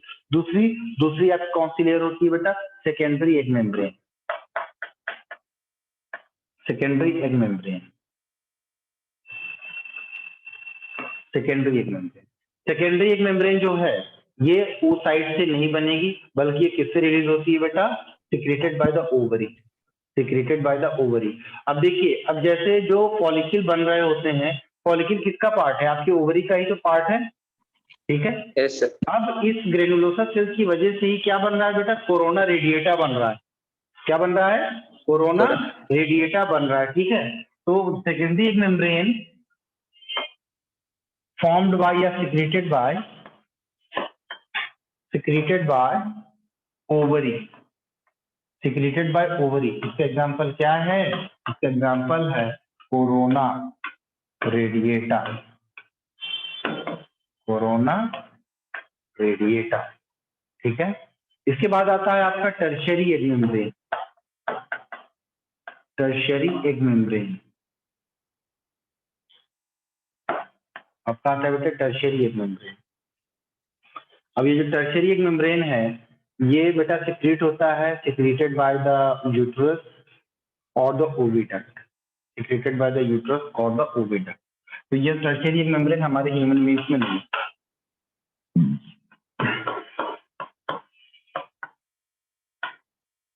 सिक्रेटेड बाय यूट्रस और ओविडक्ट, ओविडक्ट से ये सिक्रेट होता है। तो इसका एग्जांपल क्या है भाई, जेलीकोट, जेलीकोट हो गया, या इसका क्या हो गया बेटा, शेल मेम्ब्रेन हो गया, ठीक, शेल मेम्ब्रेन हो गया। इस एग मेम्ब्रेन का फंक्शन क्या होता है, इस एग मेम्ब्रेन का क्या फंक्शन होता है? हम जानते हैं, पहला मेम्ब्रेन है तो प्रोटेक्शन तो करेगा ही करेगा, आंख बंद करके। और लेदरी एग है, तो जो एम्फीबियन एग्स होते हैं उनको ये बायोन्सी प्रोवाइड करवाएगा, फ्लोट करने में मदद करेगा। अब ध्यान दीजिए, एक शेल वाला एग है, मुर्गी अपने अंडे अगर पानी में देगी तो वो नीचे की तरफ जाकर के बैठ जाएगा, लेकिन मेढक के जो अंडे होते हैं, जो ओवा होता है, वो पानी पे फ्लोट करता रहता है। मैंने बताया था ना, इसके अंदर सीडो कॉपुलेशन होता है, जिसको हम एम्प्लेक्सस का फिनोमेना कहते हैं। फ्रॉग्स के अंदर एम्प्लेक्सस का फिनोमेना होता है। Amplexus is a pseudo copulation. Normally जैसे मेल का जेनेटल ऑर्गन, मेल का जेनिटेलिया, ठीक है, इरेक्टाइल टिश्यू, जैसे फीमेल के जेनेटल ट्रैक्ट के अंदर इंसर्ट करता है, वैसे फ्रॉग्स के अंदर नहीं है। फ्रॉग्स में क्या होता है? Pseudo population. आप समझ रहे हो ना, सीडो पॉपुलेशन, सीडो मतलब फॉल्स, पॉपुलेशन का मतलब होता है मीटिंग। यहाँ पर मीटिंग तो हो रही है, लेकिन insertion of genital tract, genitalia of the male is not into the genitalia in the female, ठीक है ना। तो फीमेल की जेनिटेलिया में मेल का जो जेनेटल ऑर्गन है वो इंसर्ट नहीं होता, बल्कि क्या होता है कि at the time of population जो मेल होता है, मेल के लिम्ब में, अपर लिम्ब में, मतलब फोर लिम्ब के जो डिजिट्स होते हैं, डिजिट्स में उसके नुक्चुअल पैड डेवलप होते हैं। कौन से पैड होते हैं? नुक्चुअल पैड, ठीक है, कुशन लाइक पैड डेवलप होते हैं। ये फीमेल को क्या करता है? आगे से जाकर के ग्रैस्प करते हैं, इस तरीके से आगे से जाकर के उसके गले के पास से उसकी जाकर के इस तरीके से पकड़ता है। जैसे ही पकड़ता है तो उसी वक्त स्टिमुलेट प्रोवाइड हो जाता है फीमेल को, और सेम टाइम पर फीमेल ओवर रिलीज करेगी, और उसी सेम टाइम पर मेल फ्रॉग क्या करेगा? स्पर्म रिलीज करेगा, और वो दोनों पानी में ही रिलीज होंगे और दोनों के बीच में फ्यूजन होगा। इस तरीके से फ्रॉग के अंदर, अर्जुन सो मतलब, मैं झूठ बोल रहा हूँ, हाँ, ठीक है। तो इस टाइप का जो फिनोमेना होता है, इसको हम क्या बोलते हैं बेटा? एक्सटर्नल फर्टिलाइजेशन, एम्प्लेक्सस का फिनोमेना है, जिसको हम सीडो कॉपुलेशन भी कहते हैं। वक्त मिलेगा तो जाकर के यूट्यूब पर देखिएगा कि एम्प्लेक्सस होता कैसे, सीडो कॉपुलेशन होता कैसे, ठीक है। तो ये सारी बातें हो गई। अब हम बात करते हैं बेटा, अच्छा एक फंक्शन इसका और है, इसका एक फंक्शन है कि चेक द पॉलीस्पर्मी, पॉलीस्पर्मी को रोकता है।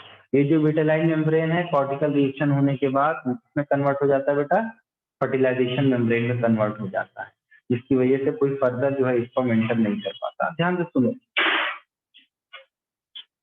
ये बेचारी एक ओवा, एक बॉल है किसी पर, बॉल बॉल बॉल है, बॉल नहीं है ना, मुझे इस स्फेरिकल चीज चाहिए। चलो मान लेते हैं, समझने में क्या है, तो मान लेते हैं ये ओवा है, ठीक है, ये ओवा है, ये तो बेचारी एक है। लोग कितने आ रहे हैं? मिलियंस ऑफ मिलियंस आ रहे हैं। जब फर्टिलाइजेशन हो रहा होता है तो उसके आसपास भी बहुत सारे स्पर्म्स मौजूद होते हैं, ठीक है। पहला वाला जैसे इसके अंदर गया, जोनालाइसिन हुआ, ठीक है, फर्टिलाइजिंग एंटी फर्टिलाइजिंग के बीच का रिएक्शन हुआ। इस तरीके से ताला चाबी वाला मत आपने पढ़ा था ना, सिद्धांत पढ़ा था, हाइपोथेसिस वाला एमिल फिशर ने दिया था, लॉग एंड की मॉडल। सबस्ट्रेट क्या था? सबस्ट्रेट क्या था? चाबी थी। एंजाइम क्या था? ताला था, है ना। चाबी लगी, ताला खुला, प्रोडक्ट आपके सामने, 40 का खजाना। यहाँ पर भी ऐसा ही है। फर्टिलाइजिंग क्या है? लॉग। एंटी फर्टिलाइजिंग क्या है? चाबी। तो दोनों के बीच में फ्यूजन होता है। अब वो चाबी किसी दूसरे ताले में नहीं लग सकती, और ये ताला किसी हर चाबी में फिट नहीं हो सकता। इसीलिए मैंने बताया स्पीशीज स्पेसिफिक होता है, स्पीशीज स्पेसिफिक होता है। तो क्या हुआ कि जैसे ही फ्यूजन हुआ किसी एक स्पर्म का, और स्पर्म अंदर की तरफ गया एक्रोसोमल रिएक्शन के बाद, ठीक है, एक्रोसोमल रिएक्शन के बाद, तो उसके एग के सरफेस पर जितने भी रिसेप्टर्स मौजूद हैं, वो सारे रिसेप्टर्स डीएक्टिवेट हो जाएंगे। वो सारे रिसेप्टर क्या होंगे? डीएक्टिवेट हो जाएंगे, जिसकी वजह से क्या होगा, अब कोई फर्दर स्पर्म इसके साथ अगर आएगा तो इसके सरफेस पर रिसेप्टर टकरा के मर जाएगा, लेकिन अंदर नहीं एंटर कर पाए। समझ में आई बात? अंदर एंटर नहीं कर पाया, क्यों? क्योंकि इसके ऊपर के जो रिसेप्टर थे वो खत्म हो गए। इसको हम फास्ट ब्लॉक पॉलीस्पर्मी कहते हैं। यहाँ पर मेम्ब्रेन पोटेंशियल में भी चेंजेस आते हैं, तो उतने डीप में हम नहीं जाएंगे, वो एमबीबीएस में पढ़िएगा। बट कंसेप्ट आप ये समझिए कि एक साथ दो स्पर्म क्यों नहीं फ्यूज होते किसी एक ओवर। ठीक है ना। तो उसकी बात समझ में आ गई। पहला जो ये स्पीड वाला रिएक्शन हो रहा है that is called the fast block polyspermy, मतलब तेजी से ये ब्लॉक कर रहा है। दूसरा क्या होता है कि जो अंदर की तरफ मेम्ब्रेन है, विटिलाइन मेम्ब्रेन है, वो किसमें कन्वर्ट होती है, कॉर्टिकल रिएक्शन होने के बाद जो कॉर्टिकल ग्रेन्यूल्स होता है उसका एक्यूमुलेशन होता है, तो वो किसमें कन्वर्ट हो जाता है बेटा, वो बदल जाता है फर्टिलाइजेशन मेम्ब्रेन। तो एक थिक लेयर बन जाती है अंदर की तरफ, यहाँ पर अंदर की तरफ एक लेयर बन जाएगी, इसको हम क्या बोलेंगे, फर्टिलाइजेशन मेम्ब्रेन। एंड इसको हम स्लो ब्लॉक पॉलीस्पर कहते हैं। क्या कहेंगे, स्लो ब्लॉक पॉलीस्पर। इस तरीके से फर्दर एंट्री ऑफ स्पर्म क्या हो जाता है, नहीं हो पाता। समझ में आई बात। अब देखिए इसमें दो तीन चीजों को समझना होगा, क्योंकि अब हम जो पढ़ने जा रहे हैं वो है हमारा क्या, फर्टिलाइजेशन है। फर्टिलाइजेशन में मैंने आपको बताया कि सिनगैमी क्या होता है, सुन लीजिए लिखते हुए चलिए। एक होता है सिनगैमी, सिनगैमी में क्या होगा बेटा, फ्यूजन ऑफ गैमीट। प्लाज्मोगैमी में क्या होगा कि fusion of cytoplasm, mixing of the cytoplasm. उसके बाद क्या होगा, उसके बाद मैंने आपको बताया कि यहाँ पर कैरियोगैमी होगा, फ्यूजन ऑफ द न्यूक्लियस। ठीक है, क्या होगा, फ्यूजन ऑफ द न्यूक्लियस। उसके बाद जब एम्फीमिक्सिस की बात करेंगे तो वहां पर ये स्पर्म का जो है जेनेटिक मटेरियल है, क्रोमोसोम्स है, ये ओवा का जेनेटिक मटेरियल क्रोमोसोम है, ये आपस में क्या होंगे, जुड़ेंगे, एक दूसरे के साथ आएंगे। कब आएंगे, स्पिंडल फाइबर्स के फॉर्मेशन के बाद आएंगे। ठीक है, तो इस प्रोसेस को हम क्या बोलेंगे, एम्फीमिक्सिस कहेंगे। अब सवाल यह होता है कि जब सेकेंड मियोटिक डिवीजन कंप्लीट हो रही होती है after the entry of sperm, तो उस वक्त सेकेंड पोलर बॉडी बनती है और वो फ्यूज हो जाती है, वो डिफ्यूज हो जाती है, डिजनरेट हो जाती है, और साथ ही साथ जो ओवा का जो सेंट्रियोल है वो भी डिजनरेट कर जाता है। और आपको पता है कि किसी भी सेल डिवीजन को प्रॉपर होने के लिए सेंट्रियोल का होना बहुत जरूरी है, और सेंट्रियोल का डुप्लीकेशन होगा तभी दो एक्स्ट्रा बेस का फॉर्मेशन होगा। ठीक है, माइटोटिक अपरेटस का फॉर्मेशन होगा, जिसके ऊपर हमारे क्रोमोसोम क्या करेंगे, ट्रैवल करेंगे। माइटोसिस में पढ़ा है ना इतनी बार। यस एक इसका सेंट्रियोल तो खत्म हो गया, डिजनरेट कर गया, तो ये सेंट्रियोल आ कहां से रहा है, आ कहां से रहा, इधर नीचे।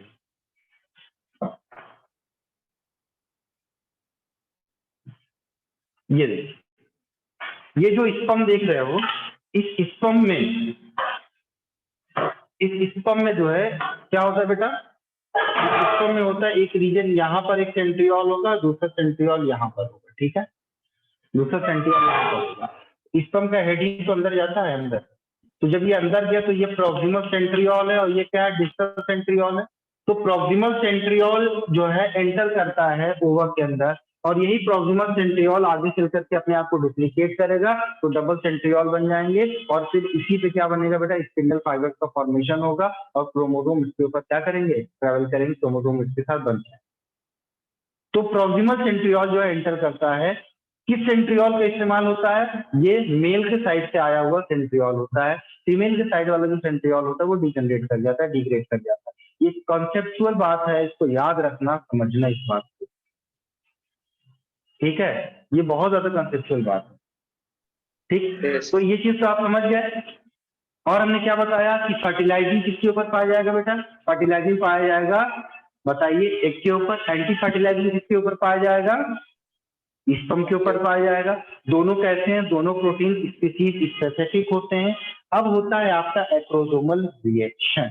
ठीक है, एक्रोसोमल रिएक्शन से पहले आप देखिए कि जब फीमेल के जेनेटल ट्रैक्ट में जब स्पर्म जो है एंट्री करता है, तो वहां पर होता क्या है, कैपेसिटेशन।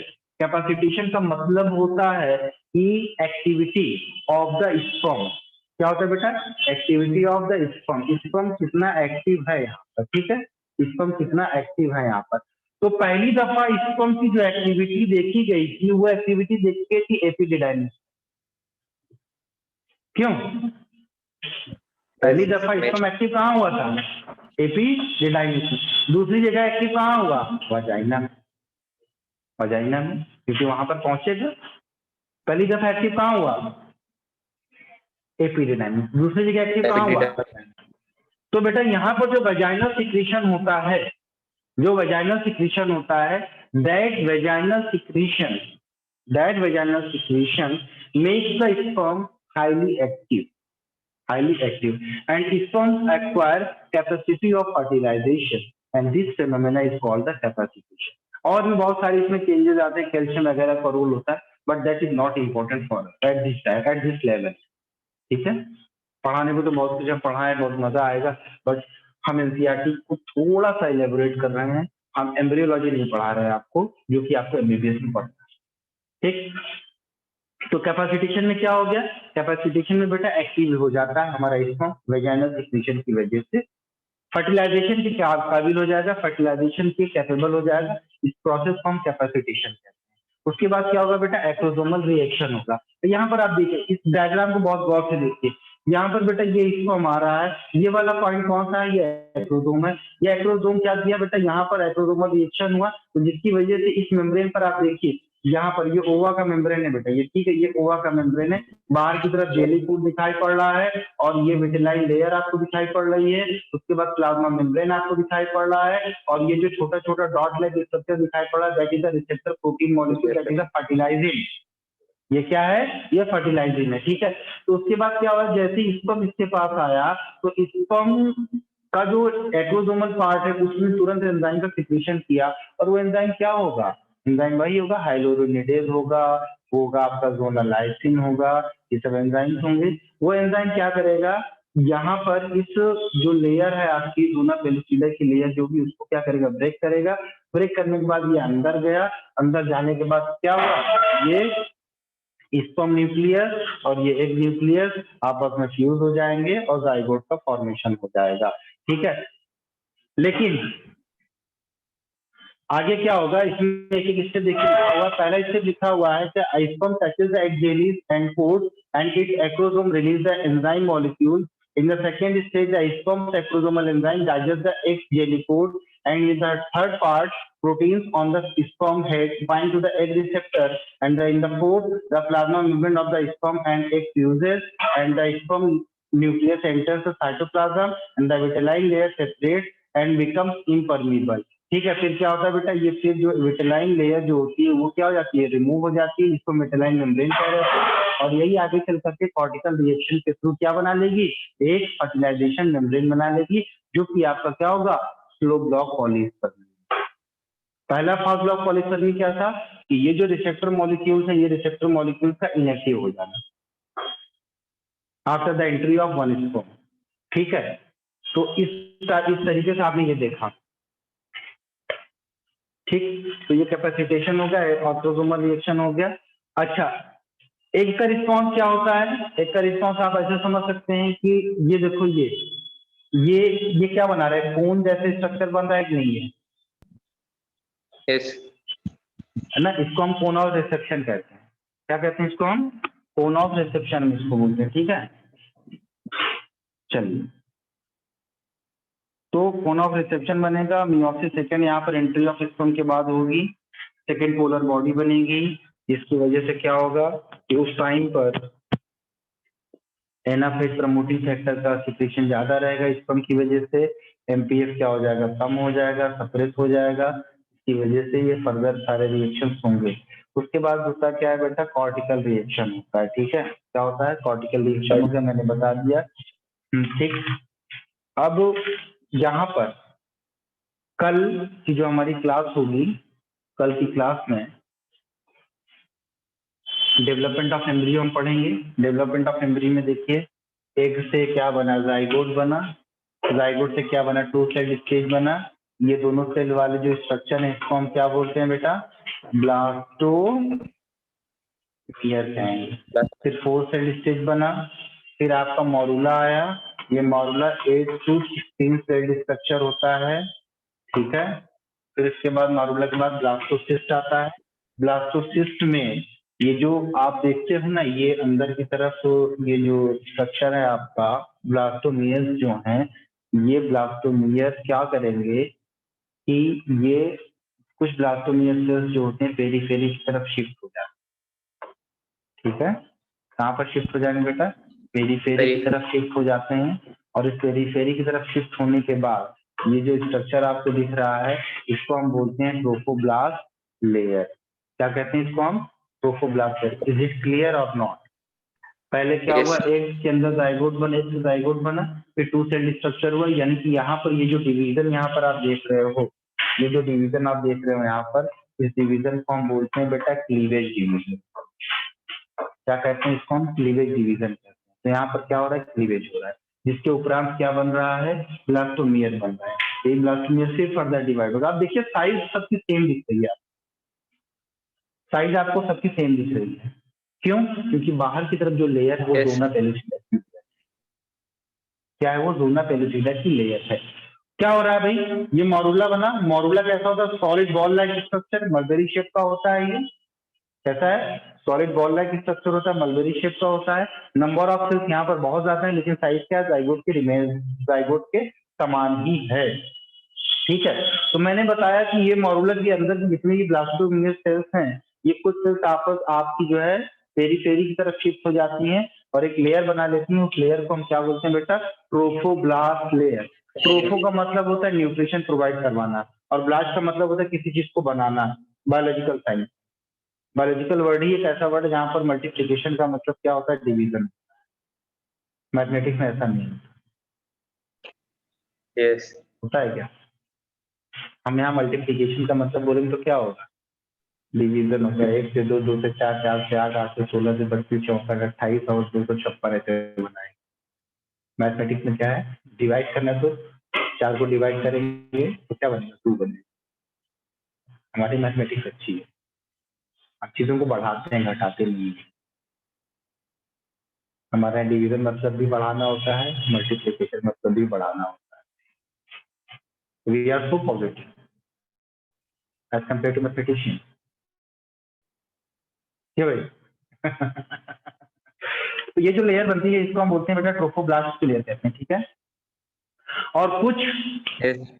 आपकी जो सेल्स होती हैं, ये ब्लास्टोमियर की सेल्स होती हैं, एक साइड पर जाकर के क्या हो जाती है बेटा? ऐसे इस तरीके से शिफ्ट हो जाती हैं, लग जाती हैं। इन सेल्स को हम बोलते हैं बेटा इनर सेल मास। क्या बोलते हैं इस सेल्स को हम? Inner Inner cell cell. Mass. ये है आपकी इनर सेल मास। ये जो इनर सेल मास है यही बनाता है आपका एम्ब्रियो। आप कह सकते हैं यही क्या बनाता है बेटा? ये बनाता है जर्म लेयर। कौन सी जर्म लेयर बनाएगा? एक्टोडर्म बनाएगा, मेसोडर्म बनाएगा और एंडोडर्म बनाएगा। आपको मैं बताऊं, पहले एक्टोडर्म बनता है, फिर एंडोडर्म बनता है, फिर इन दोनों के बीच में क्या बनता है? मेसोडर्म बनता है। ऐसा नहीं है कि पहले मेसोडर्म बनेगा बाद में एंडोडर्म बनेगा। आपके क्या के साफ साफ मेंशन की है कि एक्टोडर्म और एंडोडर्म बनने के बाद उन दोनों के बीच में क्या बनता है बेटा? मेसोडर्म का फॉर्मेशन होता है। इसीलिए आप देखिए, अब जब इवोल्यूशन के टाइम पर आप देखेंगे तो आपको ये पता चलेगा कि पहले डिप्लोब्लास्टिक एनिमल आया, तो उसके बाद में डिप्लोब्लास्टिक एनिमल आया। और जो डिप्लोब्लास्टिक एनिमल थे हमारे, जो डिप्लोब्लास्टिक एनिमल थे हमारे, उसके अंदर एक्टोडर्म और एंडोडर्म था, ना कि मेसोडर्म। ठीक, वो बीच में तो लेयर थी ना, जेली कोड थे। ठीक है, वो अलग बात है, बट वो मेसोडर्मल डेरिवेटिव नहीं है। समझ में आई बात? Yes. तो यहाँ पर ट्रोफोब्लास्ट, ये जो इनर सेल मास है, ये एक्चुअल में एम्ब्रियो को बनाने वाले होते हैं। और ट्रोफोब्लास्ट और इनर सेल मास का वो जगह जहां पर ये सब अटैच होते हैं, उन सेल्स को हम बोलते हैं सेल्स ऑफ रॉबर। क्या बोलते हैं बेटा? Cells of Rauber. Rauber cells होती है। ठीक है, और ये बीच में जो कैविटी दिखाई पड़ती है, इस कैविटी को हम बोलते हैं ब्लास्टोसील। ब्लास्टोसील। अब क्योंकि ये इनर सेल मास एक सिस्ट की तरह दिखाई पड़ता है, क्योंकि लगा हुआ है ट्रोफोब्लास्ट सेल से, सेल्स ऑफ रॉबर से। ठीक है, तो इसीलिए इस वाली स्टेज को हम ब्लास्टुला ना कह करके इस वाली स्टेज को हम बोलते हैं ब्लास्टोसिस्ट। Yes. Sir. ठीक है, सिस्ट वर्ड कहां से आया? सिस्ट वर्ड आया इस इनर सेल मास की वजह से आया। बस आप इतना जान लीजिए। ठीक है, Yes. इससे कुछ पॉइंट्स और हैं। जैसे क्लीवेज की बात जब हम करते हैं, तो जो ब्लास्टोमियर हमारा बन रहा है, उस ब्लास्टोमियर का फेट क्या होता है? उस ब्लास्टोमियर का भविष्य क्या होता है? टाइम है भी? हाँ, थोड़ा सा है। तो ब्लास्टोमियर का जो फेट होता है, जो भविष्य होता है, वो क्या होता है? 2 टाइप से भविष्य डिसाइड होता है। ठीक है, एक तो ब्लास्टोमियर का जो भविष्य वो निर्धारित है, एक ऐसा ब्लास्टोमियर जिसका भविष्य निर्धारित ना हो। जिसका निर्धारित हो वो डिटर्मिनेट, जिसका निर्धारित नहीं है वो इनडिटर्मिनेट। डिटर्मिनेट क्लीवेज में क्या होगा कि जो ब्लास्टोमियर सेल्स आपकी बन रही हैं, ध्यान दो बेटा, ध्यान दो ही सकता, जो ब्लास्टोमियर सेल्स हमारी बन रही हैं वो ब्लास्टोमियर सेल्स से बॉडी के कौन सा पार्ट, कौन सा ऑर्गन बनेगा, ये प्री डिसाइडेड होता है, वो प्री डिसाइडेड होगा। मान लीजिए जैसे ये लोअर एनिमल्स में होता है, किसी ब्लास्टोमियर से टेल का फॉर्मेशन होना है। किसका फॉर्मेशन होना है? टेल का फॉर्मेशन होना है, लिम्ब का फॉर्मेशन होना है। और during the development, during the embryonic development, वो ब्लास्टोमियर क्या हो गया? डीजनरेट कर गया, वो ब्लास्टोमियर टूट गया, खराब हो गया, बेकार हो गया। तो अब उस ब्लास्टोमियर से अगर लिम्ब का फॉर्मेशन होना था तो पूरा ऑर्गेनिज्म तो बन जाएगा, लेकिन वो लिम्ब नहीं बनेगा जो कि उस फला ब्लास्टोमियर से बनने वाला था, क्योंकि वो डेवलपमेंट के दौरान वो ब्लास्टोमियर क्या हो गया? खत्म हो गया है। तो इस टाइप का जो क्लीवेज है इसको हम बोलते हैं डिटर्मिनेट क्लीवेज। पहले से ही डिटरमाइन होता है कि कौन सा ब्लास्टोमियर बॉडी के कौन से पार्ट को बनाएगा। ये किसमें पाया जाता है? ये आपके निमेटोड्स में पाया जाता है, ये आपके जो है एम्फीबियंस में पाया जाता है, ये आपके जो है मोलस्कस में पाया जाएगा, आपके एनिलिडा में पाया जाएगा, और कुछ आपके एसिडियंस होते हैं, ठीक है, उसके अंदर ये पाए जाते हैं, जिसको हम क्या बोलते हैं बेटा? Determinate cleavage. पहले से डिसाइडेड होता है कि इस ब्लास्टोमियर से बॉडी के कौन से पार्ट बनेंगे, और अगर बाई एनी मीन्स अगर वो ब्लास्टोमियर टूट गया तो बॉडी का वो पर्टिकुलर ऑर्गन, बॉडी का वो पर्टिकुलर पार्ट नहीं नहीं बनेगा। बनेगा। इनडिटर्मिनेट क्लीवेज जैसे हमारे आपके अंदर होता है, इसमें हर एक ब्लास्टोमियर के अंदर ये कैपेबिलिटी होती है कि वो बॉडी का या पूरे कंप्लीट ऑर्गेनिज्म का फॉर्मेशन करे। इसीलिए देखिए कि जो मोनोजाइगोटिक ट्विंस होते हैं उनमें क्या होता है? ब्लास्टोमियर दो में ब्लास्टोसिस्ट दो में क्या हो जाता है? ब्रेक कर जाता है। जब ब्रेक कर जाता है तो एक से और दूसरे से, दोनों से बेबी का फॉर्मेशन होता है, तो मोनोजाइगोटिक ट्विंस में। अब यहाँ पर अगर ब्लास्टोमियर अगर टूट भी रहा है तो उससे कोई फर्क नहीं पड़ना है, तो दूसरा ब्लास्टोमियर कैपेबल है अपने आप को मतलब डेवलप करने में कंप्लीट ऑर्गेनिज्म में। तो ये जो टाइप्स ऑफ क्लीवेज हुआ वो आपका इनडिटर्मिनेट क्लीवेज हुआ। तो इनडिटर्मिनेट क्लीवेज किसमें पाया जाता है? मोस्ट ऑफ द कॉर्डेट्स में पाया जाता है, लेकिन जो सम कॉर्डेट्स का हम एग्जाम्पल है, लाइक आपका जो है एम्फीबियन एग्जाम्पल लिया, ठीक है, ये सब कुछ एसिडियंस का एग्जाम्पल लिया हमने, ये सब क्या है? आपके डिटर्मिनेट क्लीवेज वाले, ठीक है। एक बेल्फोर नाम के साइंटिस्ट हुए हैं, उन्होंने बताया कि जो रेट ऑफ क्लीवेज होता है वो अमाउंट ऑफ यॉर्क के ऊपर जो है डिपेंड करता है। तो अमाउंट ऑफ यॉर्क जितना कम होगा, रेट ऑफ क्लीवेज उतना ज्यादा फास्ट होगा। उन्होंने बताया था rate of cleavage is inversely proportional to 1 upon amount of the yolk present in egg, ठीक है। बेल्फोर नाम के साइंटिस्ट हुए थे, बेल्फोर एक साइंटिस्ट है, उनका नाम था बेल्फोर। इन्होंने बताया था कि रेट ऑफ क्लीवेज डिसाइड होता है किससे? इसको बेल्फोर्ट लॉ कहते हैं, ठीक है। और क्लीवेज टर्म किसने दिया था? वॉन बेयर ने दिया था। क्लीवेज टर्म किसने दिया था बेटा? वॉन बेयर ने। ये क्लीवेज का जो टर्म है ये किसने दिया था? वॉन बेयर ने दिया था, वॉन बेयर ने दिया था, ठीक है। तो बच्चे कल कितने बजे आप लोग आएंगे पढ़ने के लिए हमारे पास? कल आना है संडे, क्योंकि मैं अपना संडे खराब कर रहा हूँ तो आप लोगों को खराब करना पड़ेगा, ठीक है।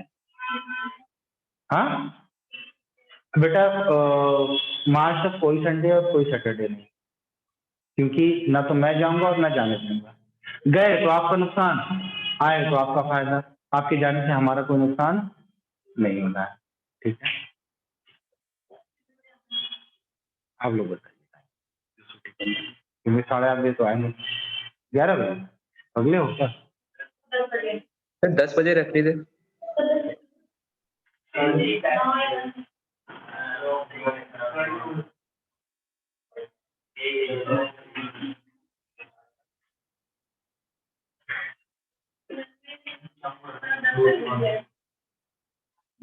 क्लास थोड़ी लंबी चलेगी, इस वजह से मैं कह रहा हूँ कल सुबह 9:30 बजे का टाइम रखते हैं, ठीक है बेटा।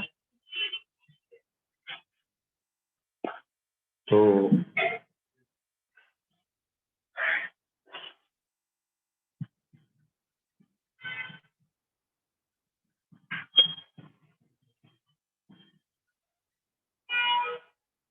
ठीक है, तो मीटिंग एंड करते हैं बेटा हम लोग, यस। ठीक है? ओके बेटा, बाय बाय।